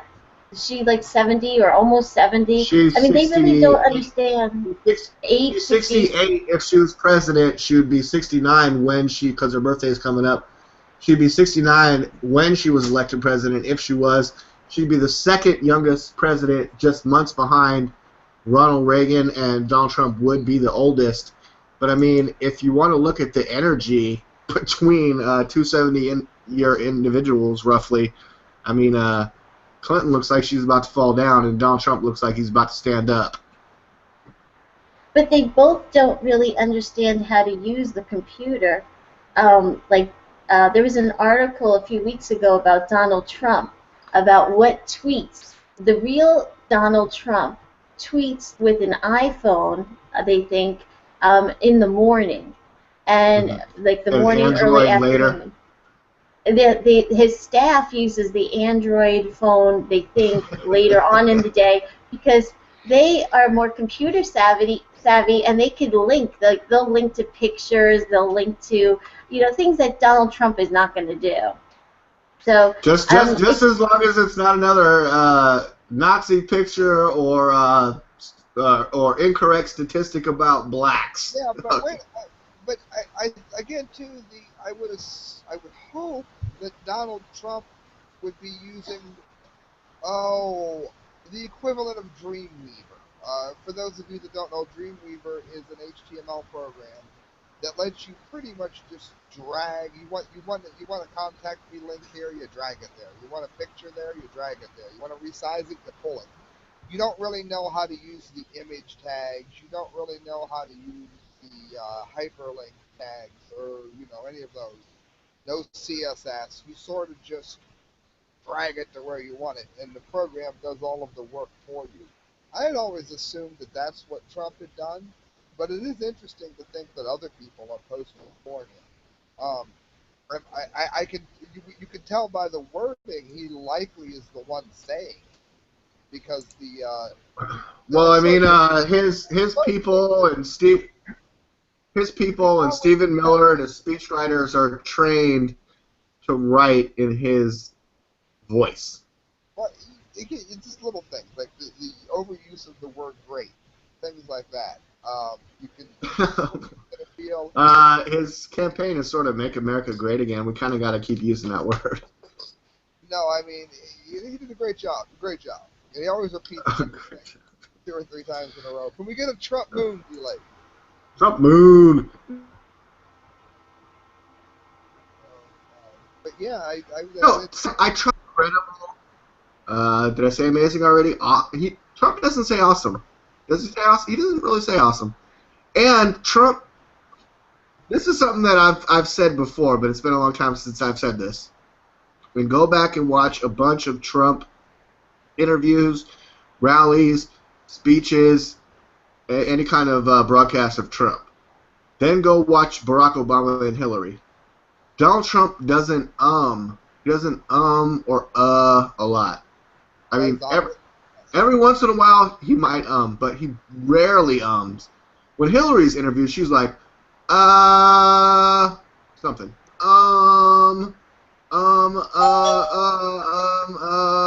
Listen to Barack Obama. Then he pauses for like 45 seconds. What I think? It's like, he's like, and then he's been caught, every time he talks about Donald Trump, he starts stuttering. He's like, Trump?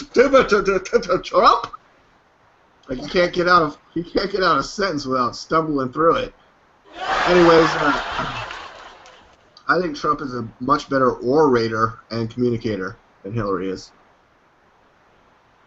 This is going to be one interesting segment. I don't know. I think Amory's getting mad at me because I keep standing up for Donald Trump. I'm not thrilled with Trump. I mean, I think that we were talking the other day, and I said, well, there really isn't a lot of black pastors who are behind him, and I know you were saying that there are. And Daryl Scott, Mark Burns. Oh my gosh, this Burns is a complete liar. I mean, I saw the CNN. They totally raped him. Oh, he said that hackers. I'm going to exaggerate my college experience as well. Okay, I'm going to exaggerate on my resume. It's not just college. It's the military too. He said that he was in the. He was in the National Guard. He wasn't. It's a lie. It's a lie. He was lying. He said that his computer website got hacked, and hackers put that information there. That is so I saw freaking it. I saw it. BS. Yeah.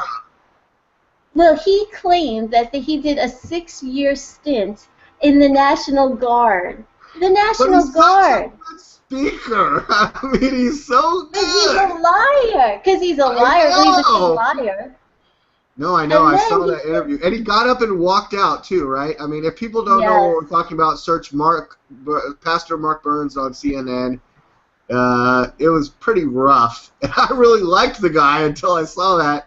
I still like him. I like his message now, but he got raked over the coals for being a liar, didn't he? I don't know, or an exaggerator. Yes.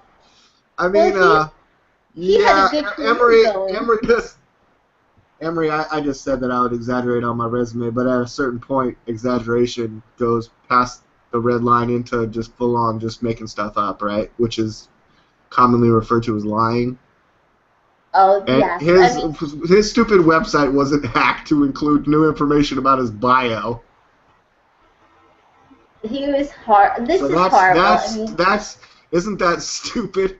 I mean, when he was sitting there going, I think my website was hacked and someone added to my bio, I'm like, that didn't happen, dude. You're lying right now. You're seriously lying. And CNN totally trapped him in that. And now they're going to use that as a guilt by association in regards to Trump because he's been a Trump supporter. And that's the part that really sucks. But Well, I mean, this Burns gave the opening prayer to, at the Republican National Convention. I mean, he seemed like, a very popular. He was one of many opening sort of acts. Right, but I could see why Trump, was probably happy with his, support. But the thing is that this guy lied about being in the Army. He lied about going to a college and graduating. He also lied about being in a prestigious black fraternity. And the fraternity came out and said, we never heard of this guy.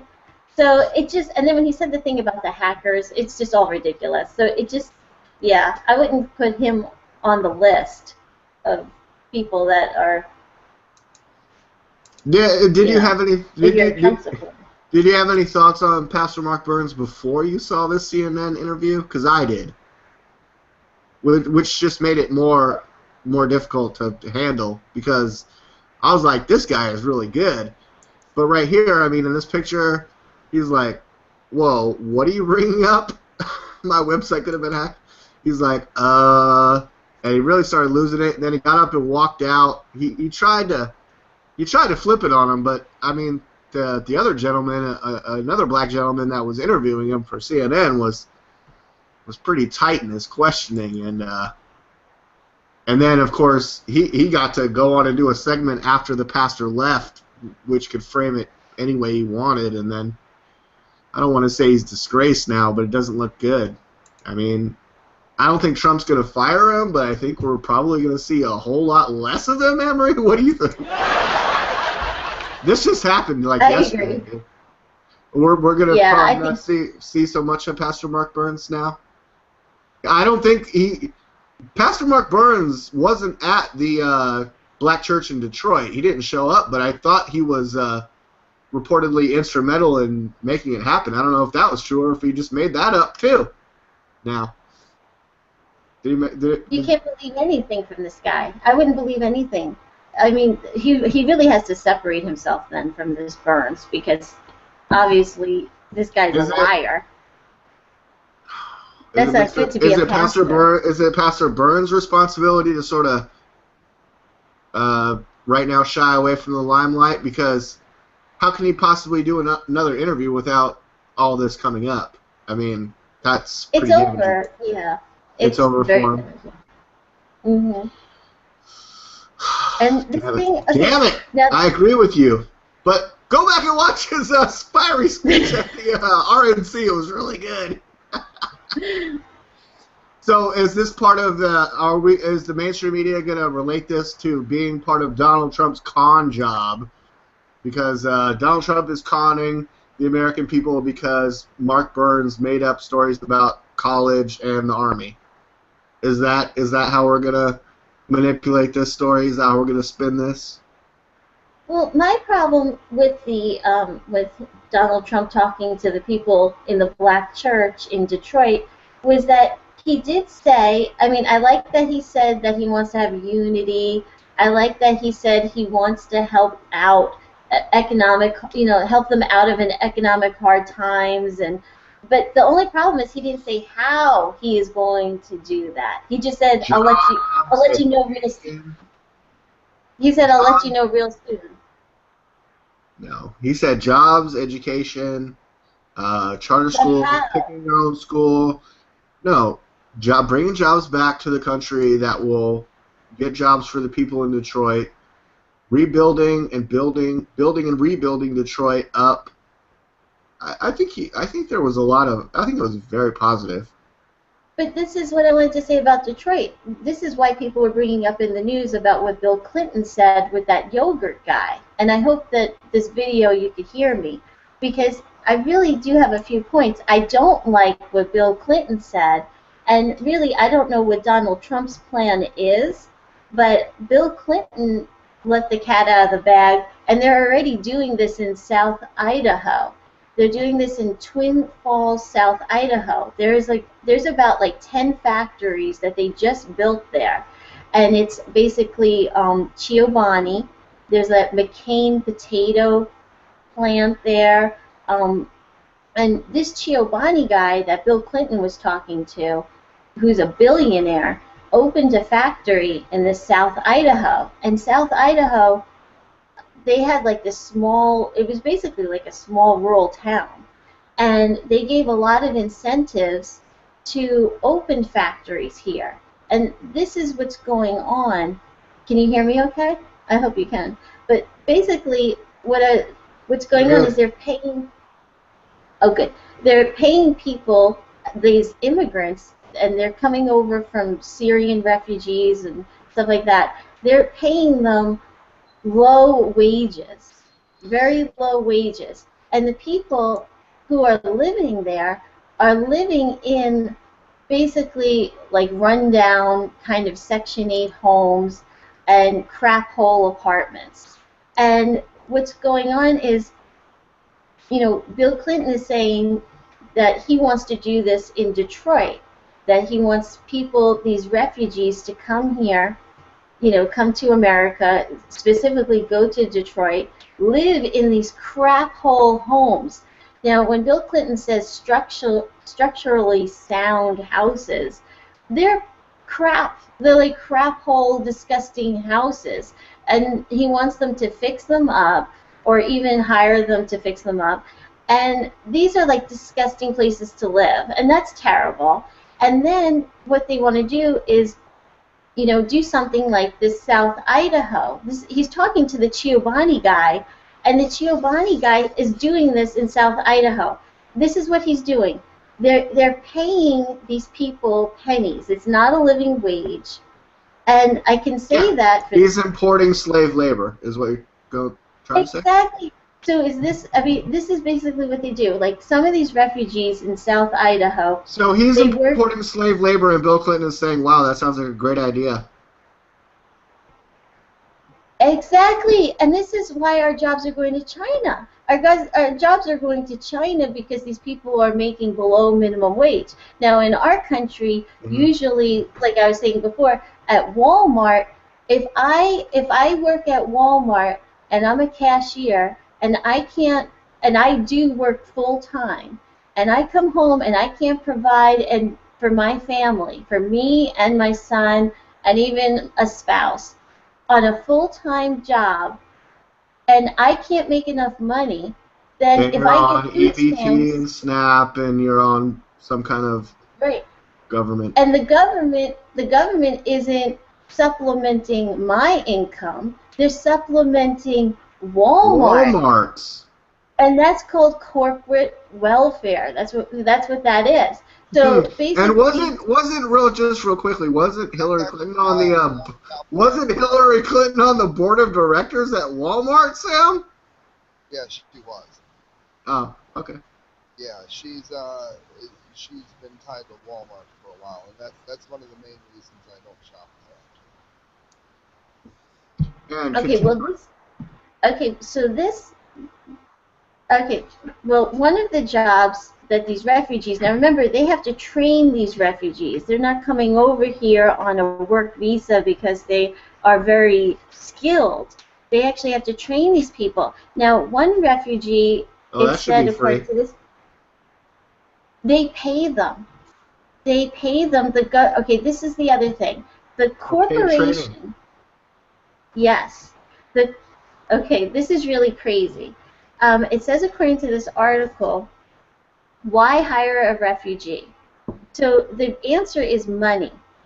So this is what it says according to this article. It says that the business can get a tax credit of $2,400 per refugee. Okay, so that means if you hire, now this Chiobani guy hired, I think, about like 300 refugees in his factory in South Idaho. That means for each person, he's getting up to $2,400 of a tax credit. So no wonder why he wants to hire them. Now the second thing is I thought it was more than that. well, this is the more stuff coming. The Idaho Department of Labor pays up to 50% of a refugee's salary, up to $5,000 for an agreed-upon period of training. So that means that what is he paying these people if the Department of Labor is paying 50% of their salary? So he doesn't have to pay. This is why the businessmen, I always say about corporations, they only care about profits. But basically, he's getting $2,400 per refugee just for hiring them. He gets a tax credit. Then the Idaho Department of Labor pays 50% of their salary. So what does he have? I mean, he doesn't have to pay them a lot of money. As well as the full salary for up to 520 hours of supplemental employment for a refugee. So this is training. This includes training and their salary. And then they also, the local refugee resettlement center. If you like go to Idaho, South Idaho, you Refugee will be met. Resettlement Center? Yes. If you now say you're a refugee, you come from Syria, and you take an airplane from Salt Lake City, they will be met at the airport by a refugee resettlement coordinator. The refugees then will be taken to an apartment. It says here it's furnished and with food, culturally appropriate food, to last for 3 days. Now this is according to this article, so I hope that. Whoa. What do you mean appropriate food? Halal? Can we have bacon, egg, and cheese breakfast sandwiches, or that's probably not going to go over good? Well, there's a brochure that they give in Idaho, so this is probably going to happen in other states, but in South Idaho, they actually give a brochure. Wouldn't your first step of assimilation to the United States for you to eat a bacon, egg, and cheese breakfast sandwich from McDonald's and with a hash brown side and maybe a coffee or a orange juice? No, they don't want to assimilate or integrate with Americans. There's a brochure, and the brochure says how to treat a refugee. It says here that they have like post-traumatic stress disorder, and that you can't really, according to this article, it says that you're really not allowed to look at them in the eye. Yeah, I saw that. When you talk to them, and you can't. If you look at them in the eye, don't discuss like family or family relations, right? Yes, it says that if you look them in the eye, some of the people from Burma, it says that might be considered an act of challenge. This is in the brochure to the. You all of a sudden you start having a duel right there at the yogurt factory. Yes, and it also says that in Iraq's culture, that what you just said about patriarchal society, it says that don't talk about their families. You're not allowed don't ask to about their mom or sisters or any women in the family, especially, right? Yes. And there's a whole brochure about it, but in the brochure it also talks about this other part about the money. So that I think is really interesting because What do you there's mean a it lot talks of about the people money? What money? well, about basically why you would hire a refugee. It would benefit you, The like there's the savings, Chobani the, guy. the money savings, the savings Exactly. of money. You hardly have to put out any money of your own money to pay these people. The Department of Labor is going to pay 50%. The government is going to give you a tax credit per person of $2,400. I mean, it sounds like Slavery seems like a harsh word, but is that borderline slavery? Is that indentured servitude? I mean, like, you're only going to come here if you're going to work at my yogurt factory. I mean, what's that all about? And I yes, can't look you in the eye or talk about, hey, did you have a good weekend? Some cultures it too. If you put your feet up on the desk and your shoe is facing somebody, it's considered an act of disrespect. It's the art of not being able to relax. You have to squat when you go to the bathroom as well. We don't need toilets. but this is why the people in Detroit, if they do this, because this is already being done in South Idaho, and people wonder, Yeah, and Bill well, Clinton why thinks aren't it'd you be a great giving... model. Bill Clinton thinks it'd be a great model for Detroit. And why don't you just go fuck all those African Americans living there in poverty and forget about them and just import new people to the United States to live there and build it up from Syria. Okay? Look, why don't we build safe zones in Syria like Donald Trump's been saying all along? And Anne-Marie, I can't help but notice that you got this article from Breitbart.com. Don't you know that's the alt-right renting space in Hillary Clinton's head? Along with MS Paint, and Dank Meme Guy, and Donald Trump, and Alex Jones, and InfoWars, and D-Lake for Press, and Nigel Farage, and Sam Ganji, and Stephen Bannon? Well, when I saw this pop up about Bill Clinton, I thought it was a lie. I said, oh, he really didn't say that we should give, like Syrian refugees, in Detroit, we should, like, send them all over there and move into, like, disheveled homes. That didn't sound like a Democrat would say that. I was thinking of maybe it was Habitat for Humanity or something like Jimmy Carter had where people fix up homes. I was thinking, well, maybe they skewed it. But then when I looked it up, I really researched this a lot last night, and there is a brochure. There's actually a brochure from the South Idaho in this Twin Falls, and this is why our jobs are not going to Americans. Like they're paying these people out of their own pocket. This Chobani guy is not paying these people a salary out of his own pocket. He's getting money, incentives for hiring refugees. He's not going to get this money for hiring me or training you in how to, work in this plant. He's going to get an incentive to hire these people. And this is why it's happening. And it's going to happen in other places. And it's horrible because it's like slave labor, and they're making these people live in crap hole apartments.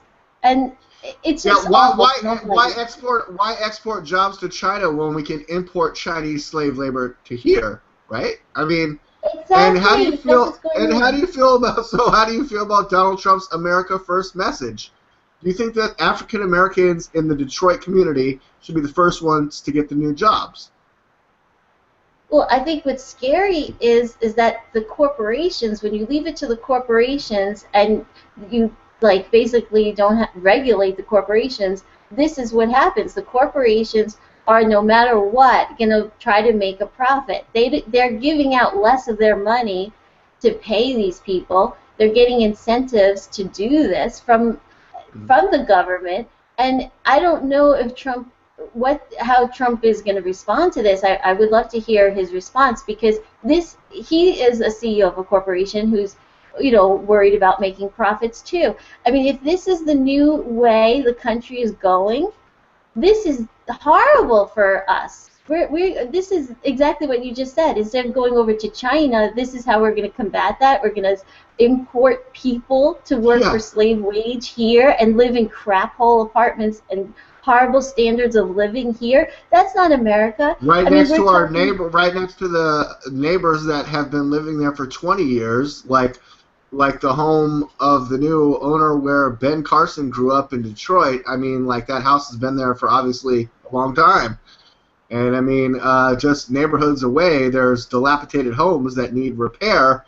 And I mean, shouldn't it be that community living nearby that just gets that job before importing someone from all the way over there in Syria, when what we really should be doing is exactly what Trump has been saying, is build safe zones in Syria. Even if you interviewed all the Syrians, they would rather just be there. Seriously. You know how much stress it is? And they say they come to America and they have post-traumatic stress syndrome. You just said that. Mhm. Yeah, I mean, this One is way to horrible. avoid that is a safe zone in Syria, just my thought. But if this is, you know what's really scary though? If this is the wave of the future, and this is happening right now, and they just built like 12 It's the plants wave in- of the globalist. That's globalism. That's I've been opposed Yeah, but, to that since the 11th grade. Sam, jump in here. What do you think about all this? I want to get your thoughts here. The main thing I'm just hearing is that this is that the left always manages to find some way to hire other people to do the work that they say that we don't want. But those of us that make a living on Craigslist know that, I mean,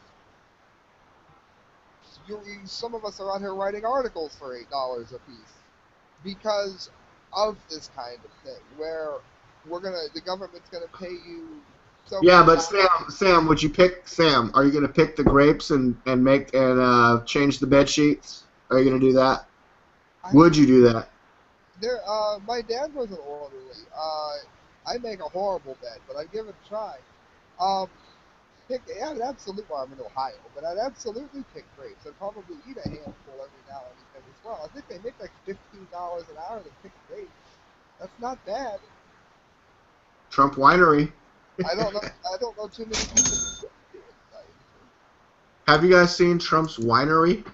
He has one of those. No. Now you got. Oh yeah. Now you got. I would say it's in West Virginia. Maybe he's all over the place. Trump Winery. Oh yeah. Virginian wine. Oh yeah. There it is.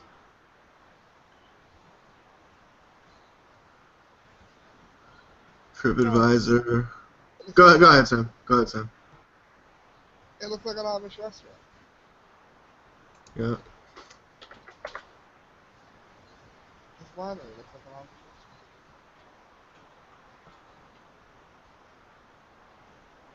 There it is. Trump Winery. Home. There we go.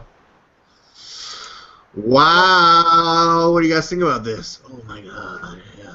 He's never built anything. He sucks. I don't know how many people he employs there, but we could go look at Trump Tower, Mar-a-Lago, San Francisco. I mean, he just employs hundreds of thousands of people. Who does Hillary Clinton employ? Cheryl Mills, Huma Abedin. Now I want to know. Wait, I want to know how much this wine is, because if that's the winery, it looks like Ray Manning. I think the pork would be more than I think. How much is the wine? Membership levels and benefits. Trump? You could join the wine club. A connoisseur, $249 per quarter, $149 per quarter for 6 bottles. 4 bottles is only $99 per quarter. Oh, my mom used to do a wine thing like this. Like, you're a member and you get a couple bottles a month, you know? It's only $59. Oh, it's what? Two bottles of wine for $59 per quarter. I believe quarter is probably 4 times a year.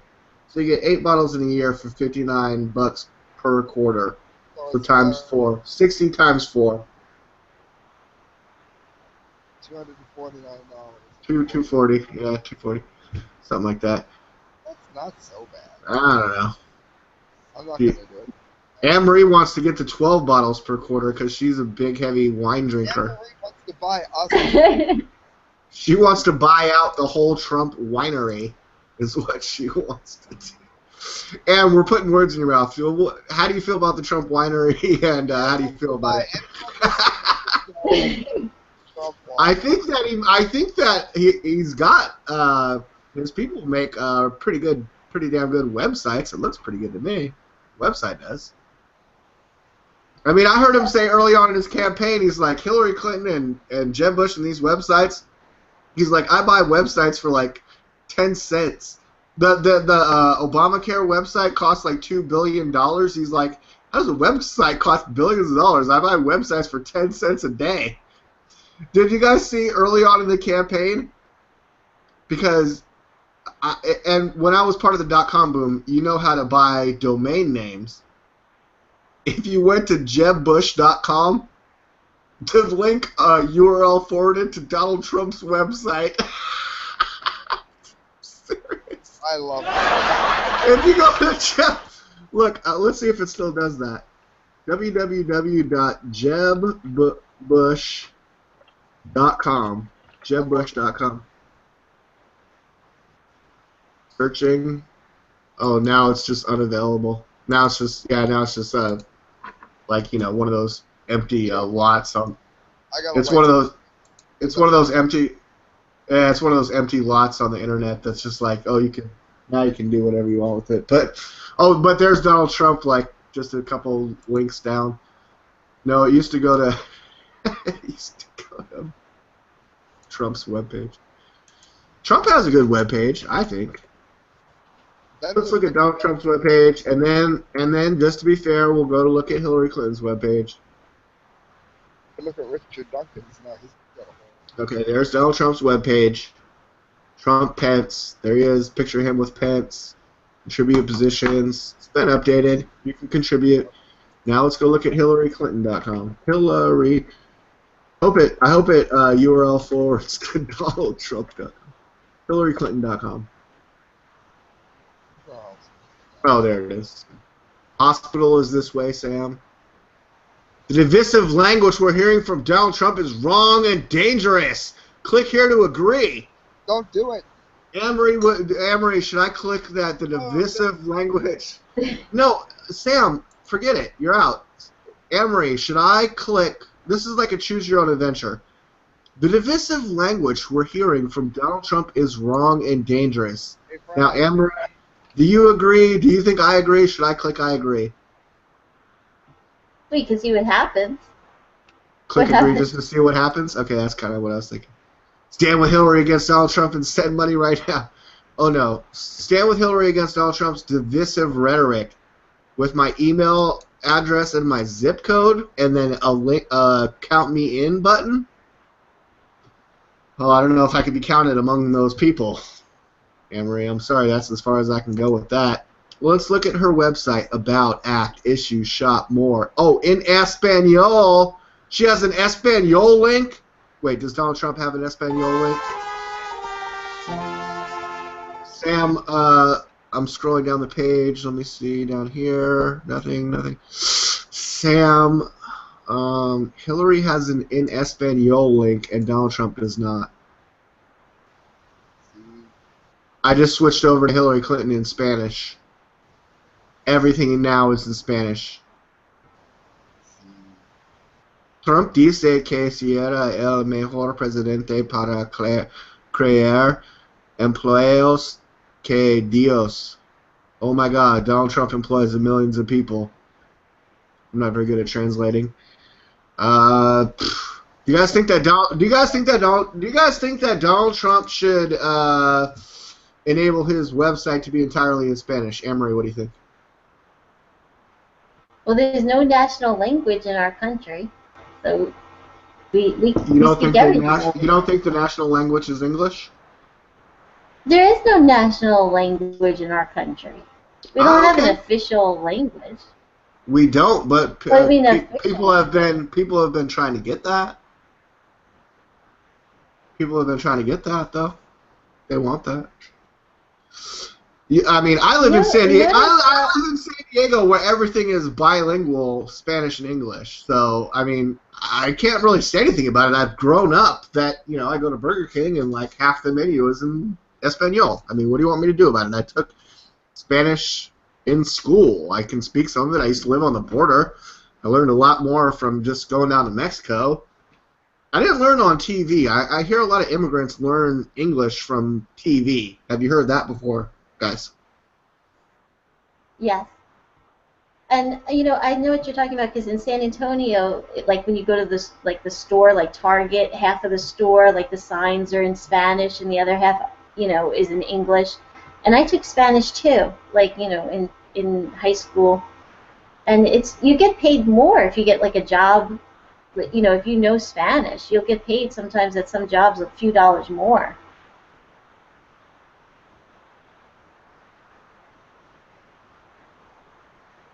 Is anyone there? Can you hear me? I think Okay. they're paying you more, but I think one of the problems is it's so that, I mean, in not in most instances, but in some it might be so that they can hire illegal. Not in all Well, guys, isn't this is so funny because every time the immigration issue comes up and they talk about how illegal immigrants will do like all the jobs that Americans don't want to do, kind of like what I was posing to Sam about, you know, picking grapes or changing the sheets and stuff. And they say, well, we need immigrants from Mexico to change the sheets, mow the lawns, pick the grapes. Okay? Like, they've been saying that. But that to me. no. Let me finish the thought. If someone immigrates to the United States illegally, then they are an illegal alien. Am I correct? Now, if a company hires an illegal alien, isn't it illegal for the company to do that? Why are we cracking down on the companies that hire illegal aliens? Thank you. But then you want. And also, another big problem with illegal immigrants is that they will steal your American identity to use as their own.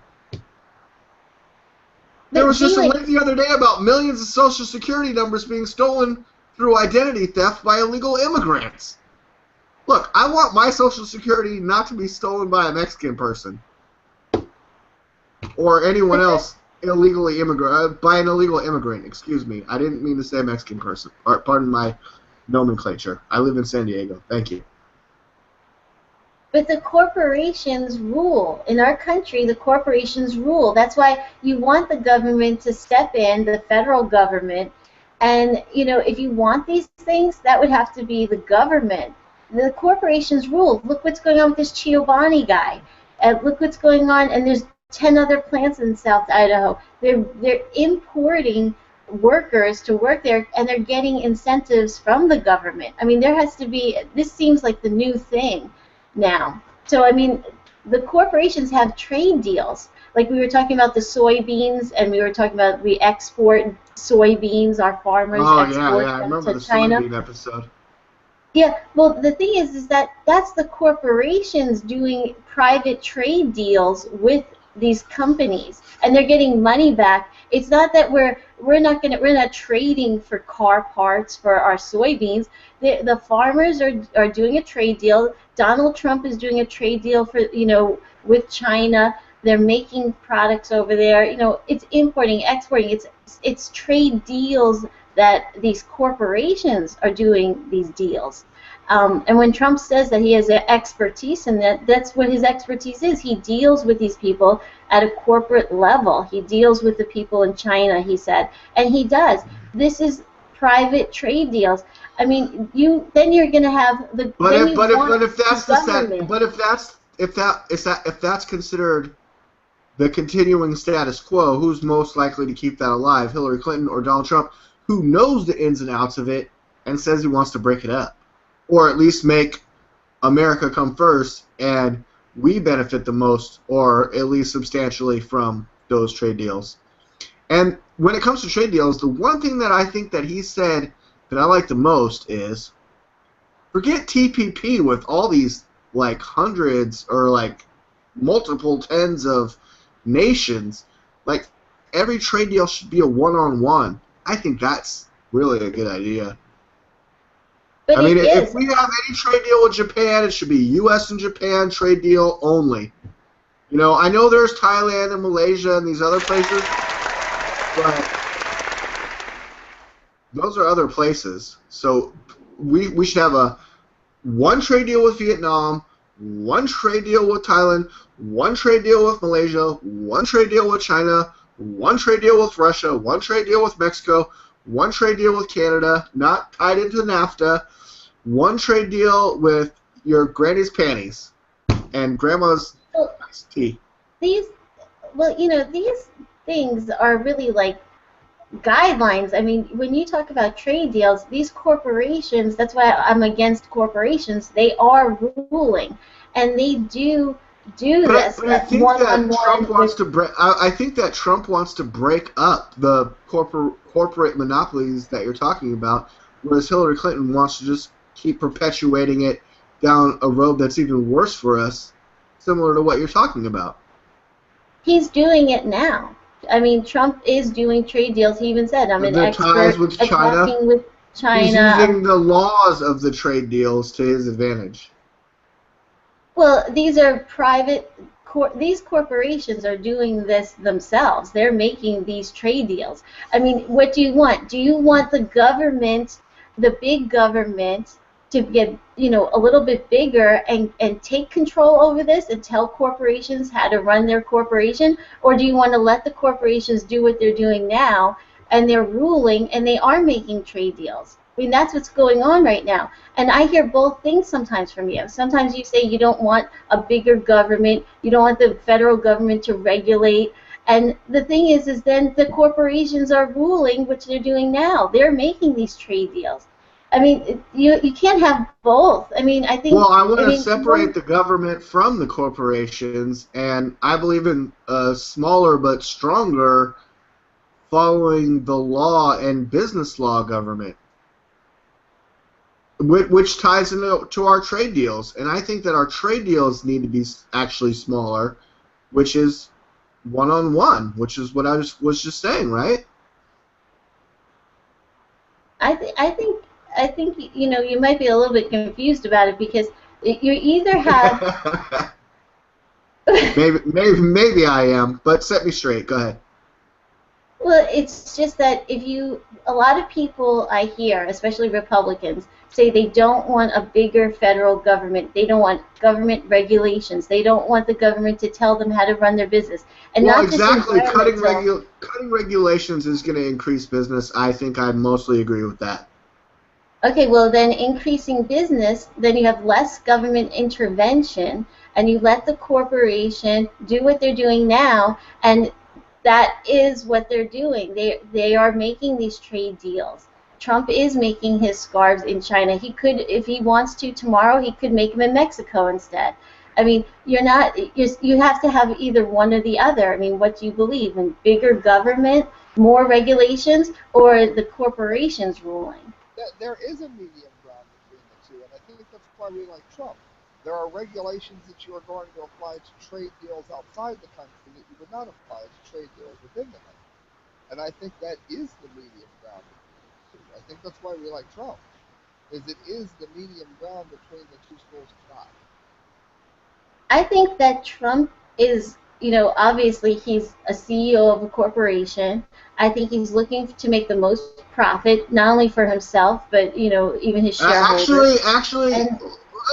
Actually, I wouldn't trust. He's not really the CEO of a corporation right now. Actually, he's the Republican nominee for president. And you got to remember, he would at his age, it would be impossible for him to ever make as much money as he's probably already lost.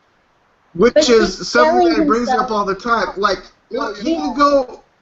he could go retire right now and just golf and have fun and have sex with his beautiful wife and do whatever he wants and just eat pancakes every fucking morning and not even care. He gets syrup all over his shit and not even care. He just throw the suit away. Exactly. He could do that. How do you think but he's decided to run for president for the American people and for the country because we're going in the wrong direction.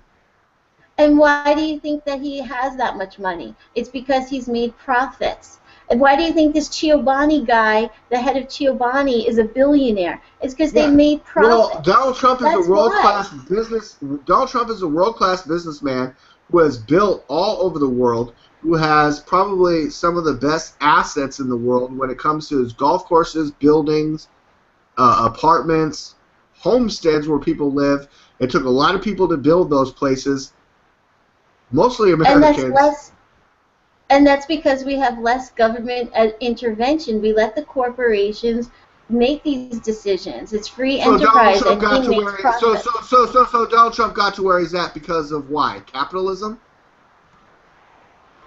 And And do you think making that's a good profits. That's thing? what corporations do. He makes That's trade what deals. He capitalism is. sells, but he sells himself as I am a successful businessman. I've made money, and this. But this is how he made money. It's just like you know, He's, I had this. he's going to make it He's more made. fair so that there's less of a gap between the people that he hangs around and the people that you and I hang around.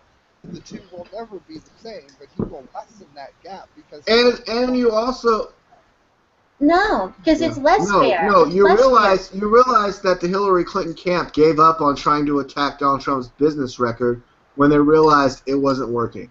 That's when Yeah, they but shifted. No, that's when they shifted to the racism thing, because you can't point out Donald Trump's business failures.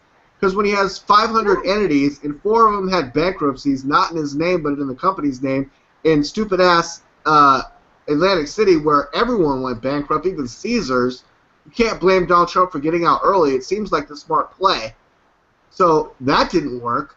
Trying to attack his business record didn't work. So now we have to go the racism route.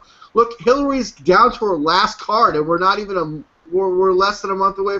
We're 3 weeks away from the first debate, and she's already playing almost her whole hand. No, I don't think that I ever talk about Donald Trump as Hillary. I don't compare the two like that. I'm just talking about in general what we have to do in this country. It doesn't make any sense sometimes. Donald Trump isn't giving you a specific plan. He's never given a specific plan. He And does and speak in generalities. He speaks in generalities.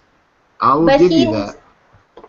right. And also this thing with Hillary, like her husband Bill Clinton, saying these things and trying to he was basically, I feel he wasn't talking to you or me or Sam. I don't think he was talking to us about, hey, I don't want to give your job to you, this job. I want to give it to these Syrian refugees or refugees from Burma or some other places.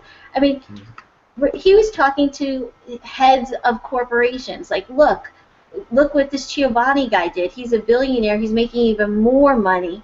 There's government incentives. We'll pay even more, to you. You could pocket this. I mean, he didn't go into the detail. I had to look it up. No, but I want In you to this keep article, going it with says that. Keep going with that. Just keep going with that. that. Where That's does what I'm that saying. where does that thinking lead? I mean, where does Bill Clinton's plan lead? I think it leads to slave labor and these people living in horrible living conditions in crap hole apartments, Section 8 parts of town, and that these people, they'll train them to work in these factories. And like you said before, it does sound like indentured servants. And I so mean, we if learned they about that. if the indentured servants have indentured Syrian Well, servants have all the new houses, where are all the displaced African Americans already living in that community for 20 years? Where are they? Well, first of all, I don't think that these living conditions are nice. I mean, when I looked it up, it looks like they're living in like Section 8 and some really decrepit places. Yeah, but I believe It the doesn't. overall talk, even from Bill Clinton's own mouth, is that they could be fixed up. Yeah, but they'll move them into these structurally sound, as he said, structurally sound. I mean, they're crap hole, and then they'll fix them up as they're living there. I mean, that's disgusting. America, this is what America Well, is because I now. think Bill Clinton and the yogurt guy's plan is that we'll just import the slave labor and they'll be ready to work on day one. Like, Jesus, they're not slaves, they're people. Exactly, and you got to see the comments. Like when I looked on other articles, and I looked at a British site. I think it was like express.uk or something .co, and the comments from these like people over in other countries are like, "This is what America is." Like you won't hire your own people, and you want refugees to come over there and be your slaves and pay them less than low wages. And this is how we look like to other countries. I mean, this doesn't look like we're a great country doing something like that. That's not very nice. I mean, that's horrible. And it's a corporation. Again, this is why I'm anti these big corporations. This is what corporations are doing. They don't care about you or me. They don't care about these Syrian refugees. Bill Clinton is like, oh, well, we could help them. No, you want to ship them in. We can help them by forcing them into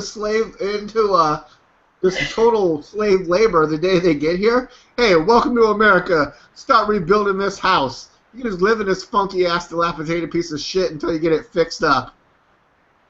Exactly. And I was so angry when I saw this because...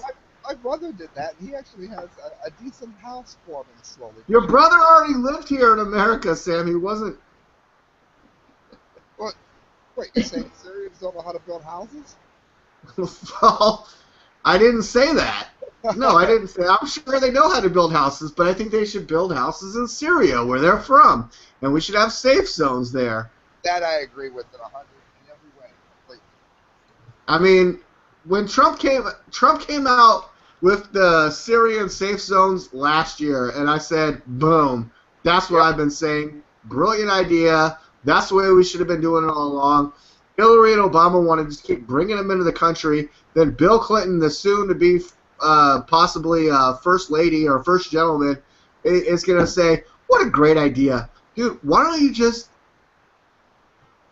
be quiet, Bill Clinton? I don't know.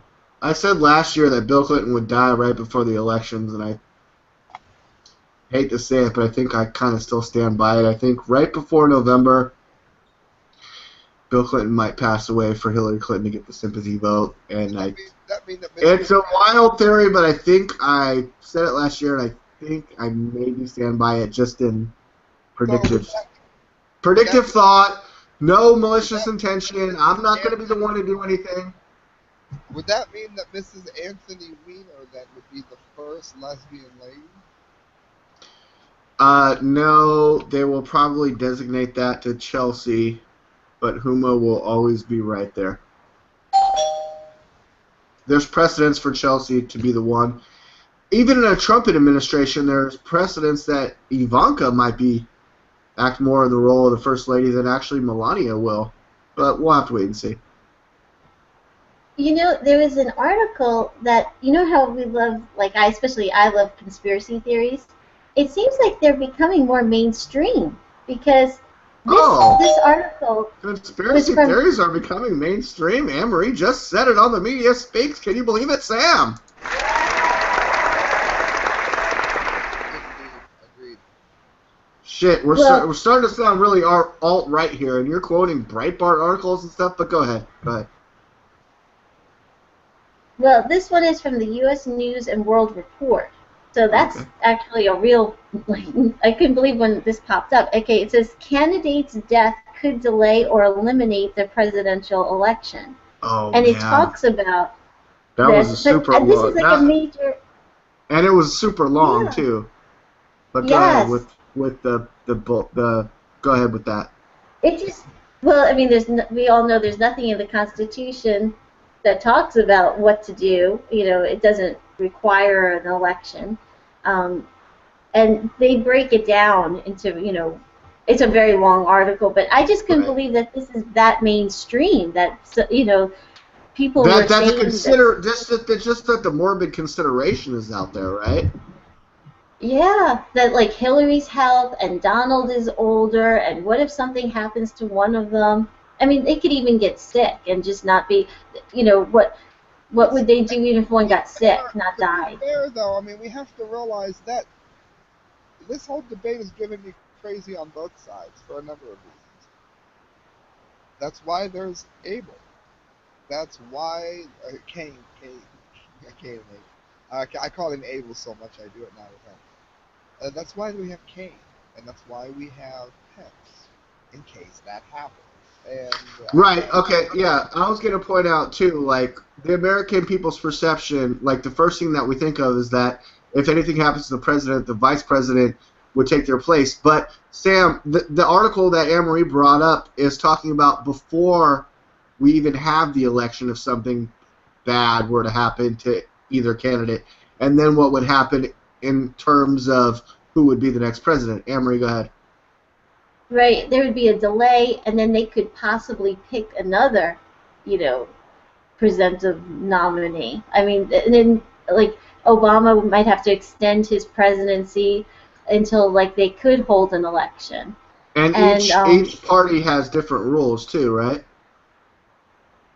Right, and I mean, it's amazing that they're even considering this in a serious way. I mean, this isn't National Enquirer or some conspiracy, website that I like to go to. I mean, this is actually a real, U.S. News and World Report. I've never seen anything like this. I mean, they've never brought this up before.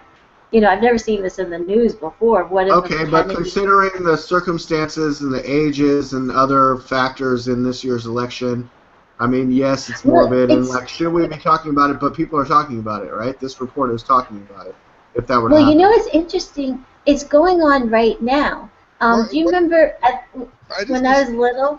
Wouldn't the vice president become the main nominee and then just pick a running mate?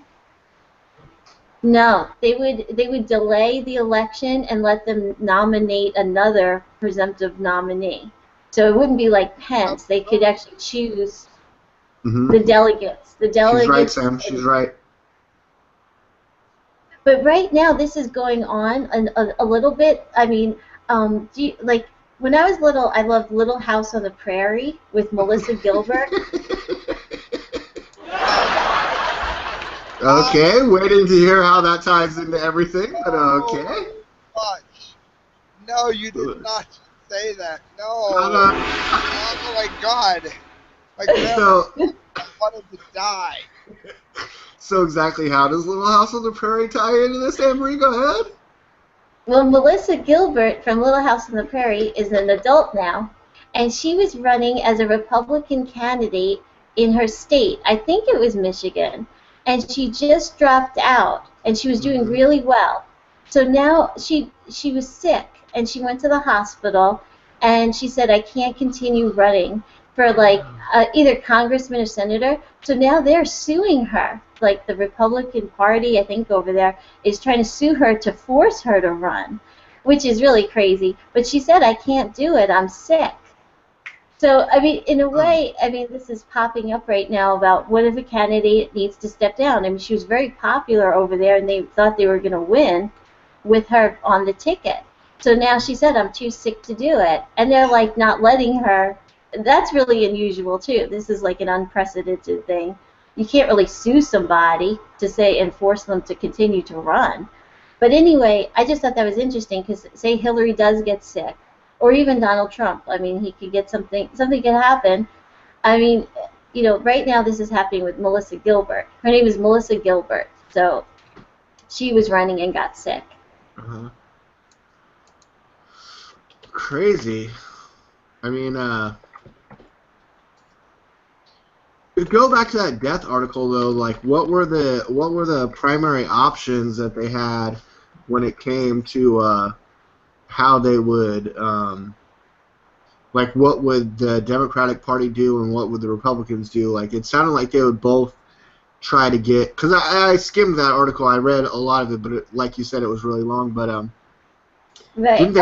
They both had plans for what they would do in such an event that one of the nominees is something they were to die or something other bad would happen to them, right? Go ahead. Right. It says here that they asked a law professor from the University of Notre Dame, and he said that, like we said before, there's nothing in the Constitution that requires a popular election for blah, blah. Okay, he says it's up to each state legislature to decide how they want to choose the state's electors. It may be a situation in which the fact that we have an electoral college rather than direct voting for presidential candidates. Then he says both major parties do have rules for presidential ticket replacements. However, and Congress has the power to change the election date under Article 2 of the Constitution. which allows federal lawmakers to set dates for the selection of presidential electors and when those electors will vote. So one of the first things that they would probably do is push it back. Right. They would push back the date. Okay. And then what? And it says here, but Congress would be up against a de facto December deadline, as the Constitution's 20th Amendment requires that congressional terms expire January 3rd and presidential terms on January 20th. So. Okay, so that's why we have the election in November, so that we can be clear of those dates. But if something were to happen to one of the candidates, then November would probably get pushed back to December. But it's got to happen, like, in December because, like, our constitutional only goes so far, and it's December when the president's term expires, right? Minus some sort of national security type thing that they have to extend it even further. Because it's been speculated every year that a police state event or a major something, I don't know, like a terrorist or a flood or something, Sam, right, could prevent the election from happening. I mean, ever since Bush, Clinton, I mean, every year they talk about something that could suspend the elections, right? Yeah, I don't like the way that runs at all. Well, it says here that if it's pushed after January 20th, there was a review done by this Arkansas Law Review, and they said that if it's pushed after January 20th, the Speaker of the House would be serving as the acting president until the election, and he could pick a real president for the remainder of the term. Whoa. So Paul Ryan is going to be the president? That was a conspiracy theory a few months ago. Remember, they said that they were going to try to get him to. They're going to assassinate Trump so Paul Ryan can be the president. Okay, thank you. But if the general election was moved after January 3rd, Congress effectively would have voted themselves out of office. So that's another problem. And then they recommend a 4-week postponement of Election Day if a candidate dies just before voting. Or even if there's a major terrorist attack, they said they would postpone an election for 4 weeks, most probably. But see, a terrorist attack goes even further, where Obama could potentially enact like, it's like a full-scale preventative police state that would just bar anything, and he would just stay in office, right, Sam? Yeah, I'm amazed at how easy it would be to stop an election with assassination, considering that it would be so easy to rig everything. I personally think they should keep running. It would be so easy to rig everything except for the American people's reaction, which would be that his death looks suspicious, and now you're just going to stay the president? I don't think we can have that. Well, it says that if something happened, or if something were to happen to Clinton or Trump before the election, rules established by the Republican and Democratic parties do offer guidelines. If Clinton was going to fall off the ticket, the DNC members would gather to vote on a replacement. DNC members acted as superdelegates during this year's primary, and Basically, the next two paragraphs say that if you think that Bernie Sanders is going to all of a sudden be the next pick, you are fucking retarded. The RNC rules potentially allow for greater Democratic input, but don't require it. If a vacancy emerges, the RNC plan is that Paul Ryan is going to be the president. Yeah, they would decide whether to select a replacement on its own or to reconvene the National Convention, which featured 2,472 voting delegates that met over the summer. If RNC members make the choice... Whoa. In that event, maybe Ted Cruz has a chance, huh? Oh, God.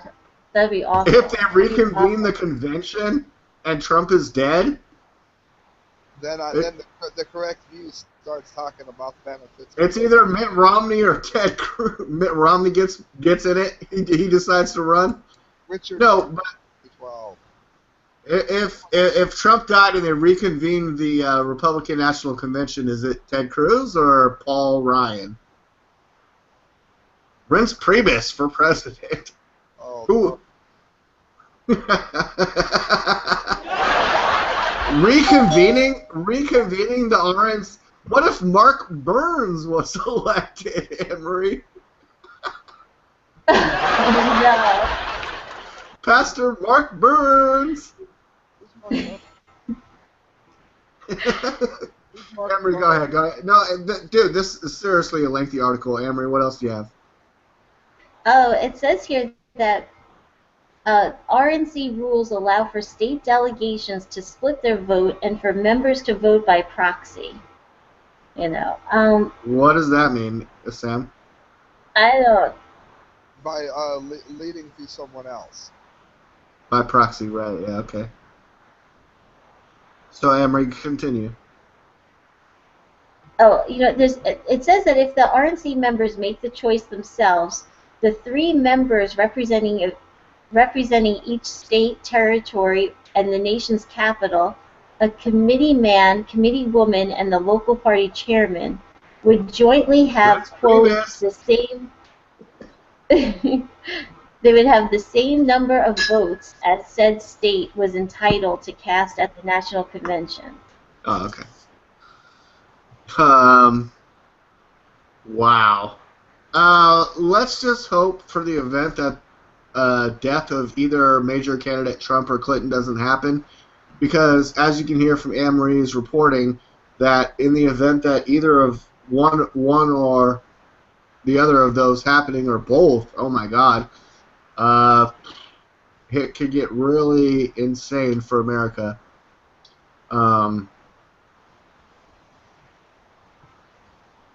But wait a second. So if something were to go wrong with Hillary Clinton, like let's say she became just completely disabled and incapacitated, and so therefore she was out of the running, we postponed the election, and the Democrats found a suitable replacement, which wouldn't be Bernie Sanders. I'm sure it would be someone else, most likely Joe Biden. Would then we pick up with debates and election-type politics with a Donald Trump versus Joe Biden campaign? Or would it be a sympathy vote for whoever replaced Hillary because she died?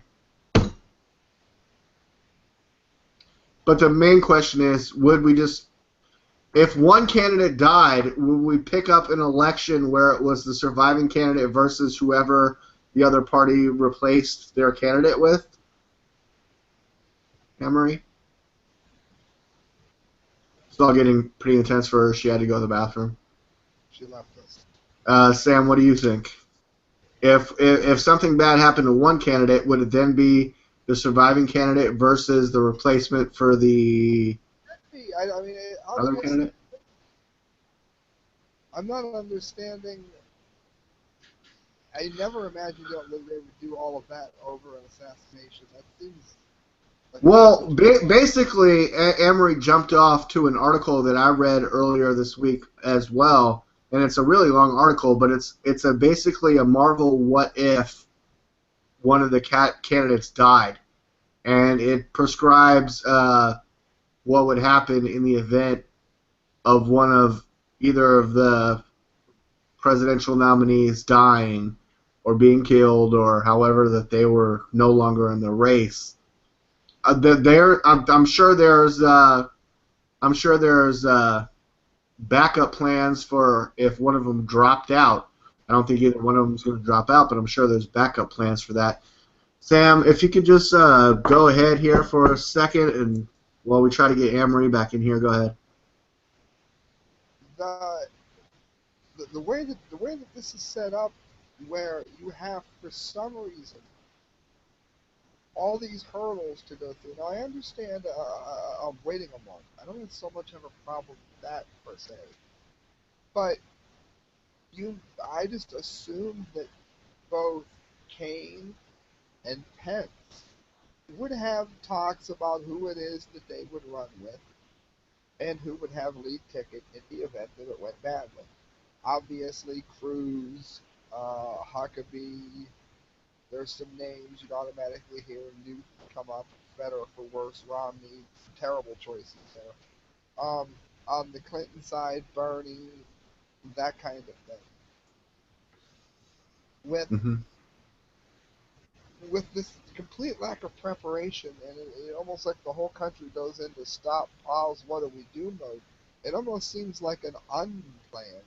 I'm not much of a fan of You're not a fan of the unplanned plan. that. No. Okay. I don't know how that would be, Sam. That seems weird. Emery just disappeared on us, but she was really bringing a lot of good stuff there. And we've actually gone sort of a double show. We're going really long here. Actually, Sam, at this point, I'm thinking about stalling till she gets back just so we could wrap it up. Or go ahead and bring out your end, and I'm sure she'll be here. Oh, jeez. She's going to come back with like a giant binder full of information and be like, let's keep it going. And I'm like, gosh, things to do today. So What's the word of the day? the word of the day is, the word of the day. What do you think, Sam? Bucket, because we didn't say it anywhere at all. Bucket? Is the word of the day. If you're still listening, type bucket. We'll send you some cool stuff. Well, I mean, Amory's whole thing right here is if one of the presidential candidates kicks the bucket. Oh, yeah, okay, maybe it was in my head. Okay, yeah, never mind, then it would be bucket. Yes, bucket. I just said it. I just said the word of the day. So comment down below that you heard it. And what? We'll send you passing time stickers. We're going to get those made this week. At least. All right, great. Well, we don't know where Amory is. Just Allegedly, got her.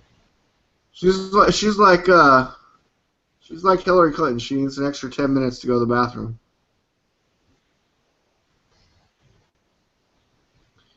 Oh, I just texted my friend. I said, dude, want to get a sack? And I'm like, I got the money. And he's like, all right, cool.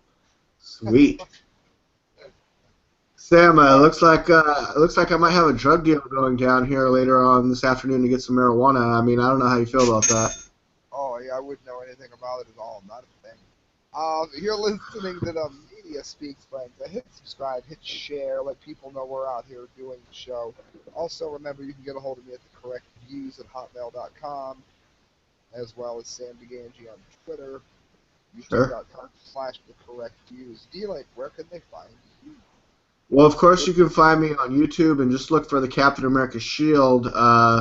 Unfortunately, again, this week we wanted to have Will Ferrara on the show. It was actually hyped up this week. We're going to have to do even more hyping up for next week, when hopefully we can get him on the show. If something, okay, the week before it was like, I'm not quite ready. I want to bring my A game, and then this week it was like, we got hurricanes in Maryland. Let's go look. The power's on and off. We should go look that up. But I think I did hear that there are hurricanes in Maryland. And he sends me long messages, and I totally believe everything Will says. So I just said, stay safe. We'll see you next week. So hopefully that's going to go down. Will Ferrara, we can't wait for him to be on the show. What's Up in the Sky? It's going to be incredible. We've been ready for 2 weeks with questions, so I'm sure that's going to be an epic episode. It looks like we have Amory back. And I think we had a couple last wrap-up questions, but now I kind of forgot them. We're talking about wrapping up. We basically did 2 shows today in one. But give us your closing thoughts, Anne-Marie. Anything else that you wanted to get out real quick? And specifically, yeah. Yeah. Yeah, Anne-Marie, just kick out your final thoughts. That'd be awesome. I just don't really like anything so many things. It's hard to wrap it all up. I know, but well, I mean, about the state of the election. I mean, I'm excited about the debates that are coming up. I'm going to watch them. Hillary against Donald Trump. Oh I don't yeah, really who like isn't? either of Who them. isn't? Who isn't going to watch them? We talked about it last week. I think I settled on 40 million or over. I think Sam was about around 30 million. I said 40 million. Emery, did you want to give your final answer on how many people do you think will watch the first debate? Not the first forum, because there's a forum coming up next week with Matt Lauer, piece of shit global initiative. But we'll see what happens. And watch his co-reporter's face when they interview Kellyanne Conway. Oh my God, what a bitch. But Oh, how do you they think they announced who the moderators are going to be. They said Lester it's going to Hoyt, be Lester Holt? yeah, Lester Holt is the first moderator of the first debate. and And how many people do you think will watch? How many people do you think will watch that? I think it's on ABC. Go ahead. oh, I'm going to do your Price is Right plus one. Okay, so one over me, 40 million one. 40, Yes. 40 million and one. Oh, so Ann just prices righted both Sam and I on the over with 40 million plus one. Man, that's a good call. Now I only have the 30 to 40 bracket, so I think Emery's probably going to win this thing. And so your last thoughts, Ann. Go ahead. Just for It'll be today's show. interesting, and I'm going to watch. It's Today's gonna show be was it's gonna great. be interesting. It's gonna be. Yeah, and next week's show is That's the going to quote. be awesome. No. Sam, we were just talking about the word of the day. It's quote of the day. And the quote of the day is Anne Marie's. It's going to be interesting. And the other thing is, if you were going to remember what you were saying right before she left regarding the presidential switch about the unplanned, is that a plan that you support, Anne Marie, just so we can close that up? Anne Marie, we were talking about what would happen in the event of death of the president, and it is an unplanned the best plan.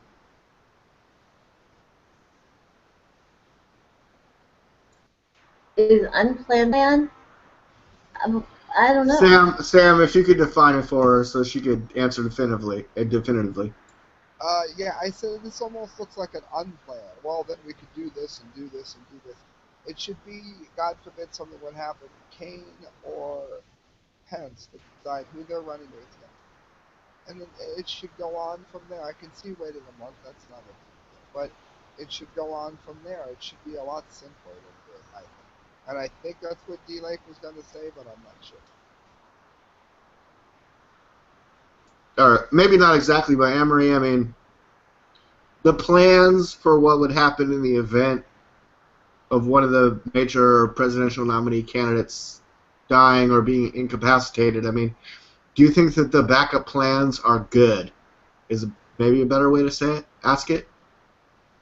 Well, that's what's so interesting. I mean, this is like unprecedented. I don't know what people are really going to do. This is only a speculation. And this is experts, law professors. One of them actually is writing a book right now about this that's coming out. It's all speculation. So one can only speculate of what could happen or what should happen or what will happen if something like this happens down the road. And there really is no plan in place. And hindsight is always 20/20. So 10 years from now, if that were to happen, everyone would say that they had the best idea for what happened when it happened. But we're actually talking about it, sort of live in the midst of that being a possibility and it happening. And Sam doesn't like all the ways that it might happen. Like I said, I perused the article as well. I was like, this is weird. I mean, it's like, hey, look, if we assassinate Donald Trump, Paul Ryan will be president. I'm like, what are you smoking? Are you serious?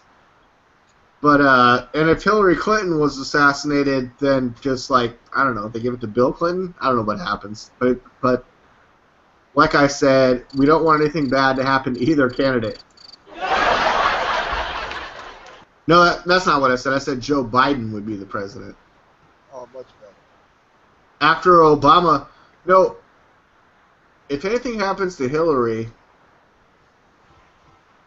Well, because what I was bringing up, Anne-Marie, is if one of the candidates died, let's say Trump or Hillary, then would Trump have to then battle for the election Hillary Clinton's replacement?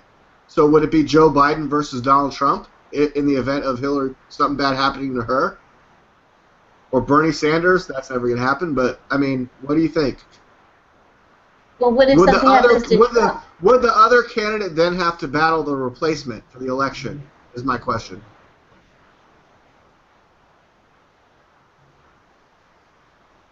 That could happen. I mean, that could definitely happen.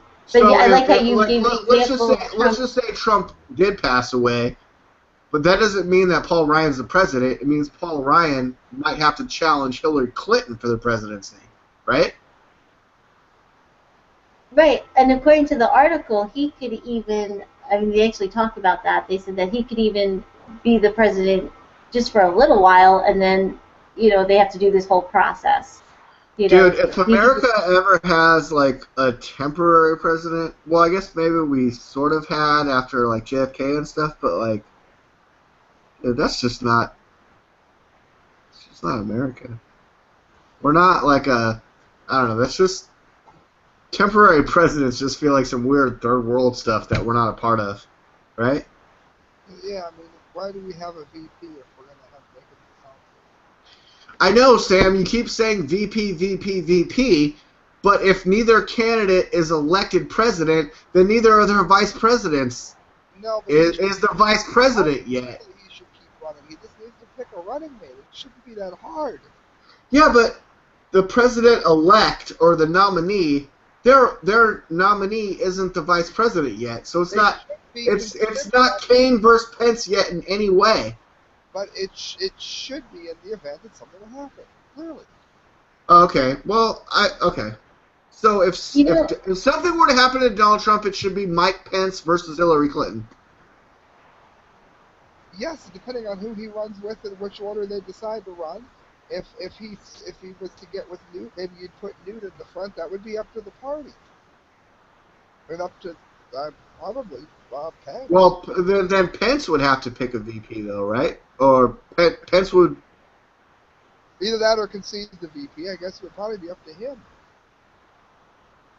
Maybe he could select who he thought should be president. Well, I doubt he'd do that, but yeah. It definitely gets weird, and there's a lot of legality that they talk about in that article, right, Ann? All right, well, this guy, his name is, this guy, Amar, A-M-A-R. He's the author of a forthcoming book. It says touching on the candidate's death. And he said he outlines 4 distinct scenarios that would warrant special consideration because of the wording of the 20th Amendment. A death before an election, a death after an election, but before electors meet in December, a death between electors voting and Congress counting votes in January, and the time between Congress confirming the election and the January 20th inauguration. So between election and inauguration. It says the 3 post-election timeframes identified by Amar are distinguished by whether the candidate technically is considered, quote, president-elect, unquote. That designation is covered by the 20th Amendment, which allows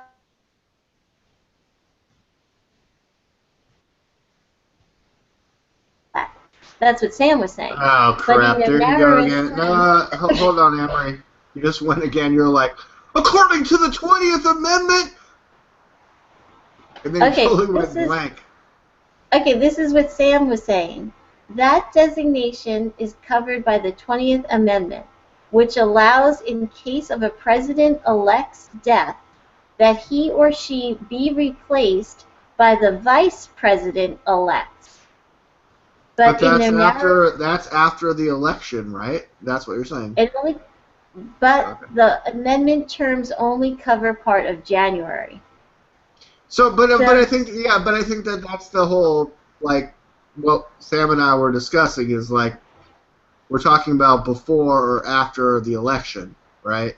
So There's still 2 And months, also, so at first we were kind of talking about what would happen in the 2 months leading up to the election, where there's certain variables. But then after an election, it is where the vice president steps in, right, Sam? Yeah. Okay. and Right on. also the last line, the very last line, is like really punchy because it's true. It's like he says we should never forget 9/11 was a local election day in New York.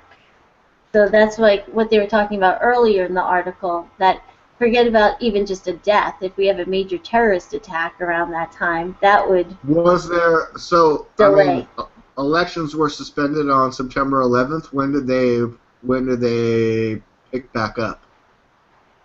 I don't know. I mean, I wasn't living there then. I was in Texas. But I it mean, we says it all was a remember local 9/11. There's no confusion about that. But but it happened on an election day in New York, and we're not really sure all the way how that affected that. But that's something that we could all look up and talk about on a later date. Interesting, very interesting. And if something were to happen in the next 2 months before November 8th, we've sort of discussed all the ways that could impact the election, and it sounds like it would be very contentious, and a lot of laws depending on what day it happened or when it happened.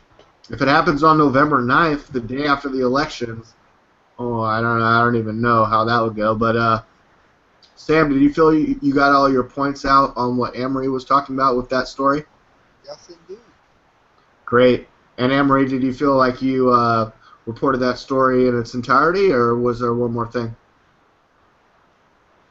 it just sounds like it's going to be it's already an interesting, race. In a So nutshell, It's going to be interesting. That's the quote of the day. in a nutshell, it would go to an entirely new Republican convention. Is that what it is? All right. Well, I don't know what's going to happen, but barring Donald Trump being assassinated, he's going to win the presidency. In a nutshell, though, it would simply go to a whole nother choosing process, basically. Yeah, okay. It's not going to be Paul Ryan. It's going to be Donald Trump. I'm D-Lake for Prez, reporting for the Media Speaks. Thank you, everyone, for joining us today. I thought we had an awesome show. It's kind of a part one, part two type show today, but, sometimes that's just how we do it, But start from the beginning, all the amazing stuff. Sam and I did a great show. Anne-Marie was popping in and out, but she was bringing the news, and then near the end, it was pretty much the Anne-Marie show, which everyone loves to watch and see. So don't forget to join us next week for a much better show, when ideally, in a perfect world, we will have Will Ferrar from What's Up in the Sky on the show as a special guest to talk about Mars, NASA, anomalies on Mars, the moon of Mars, possibly other dimensions, parallel universes, strange things, Trump versus Clinton, just a bevy of hot topics. And just like last week, can't wait for it again next week. If it happens next week, we'll have to wait and see. If we get dissed 3 weeks in a row, I'm going to have real big problems with Will Ferrar, but he's a cat lover, so I'm very forgiving of when he can't be on the show. Anne-Marie, where can people find you when you're not eating taffy and unable to talk? right here in the Media Speaks on YouTube. Great. And Sam IV, where can people find you? Correctviews at hotmail.com, Sam Gaines on Twitter, you can find me on Tumblr, and of course youtube.com/correctviews. All right, I'm D-Lake. You can find me every week on The Media Speaks. Just look it up on YouTube. It won't be that hard to find. If you have problems finding it, you don't know how to use the internet. Sam. Or juice on your chin. Thank you.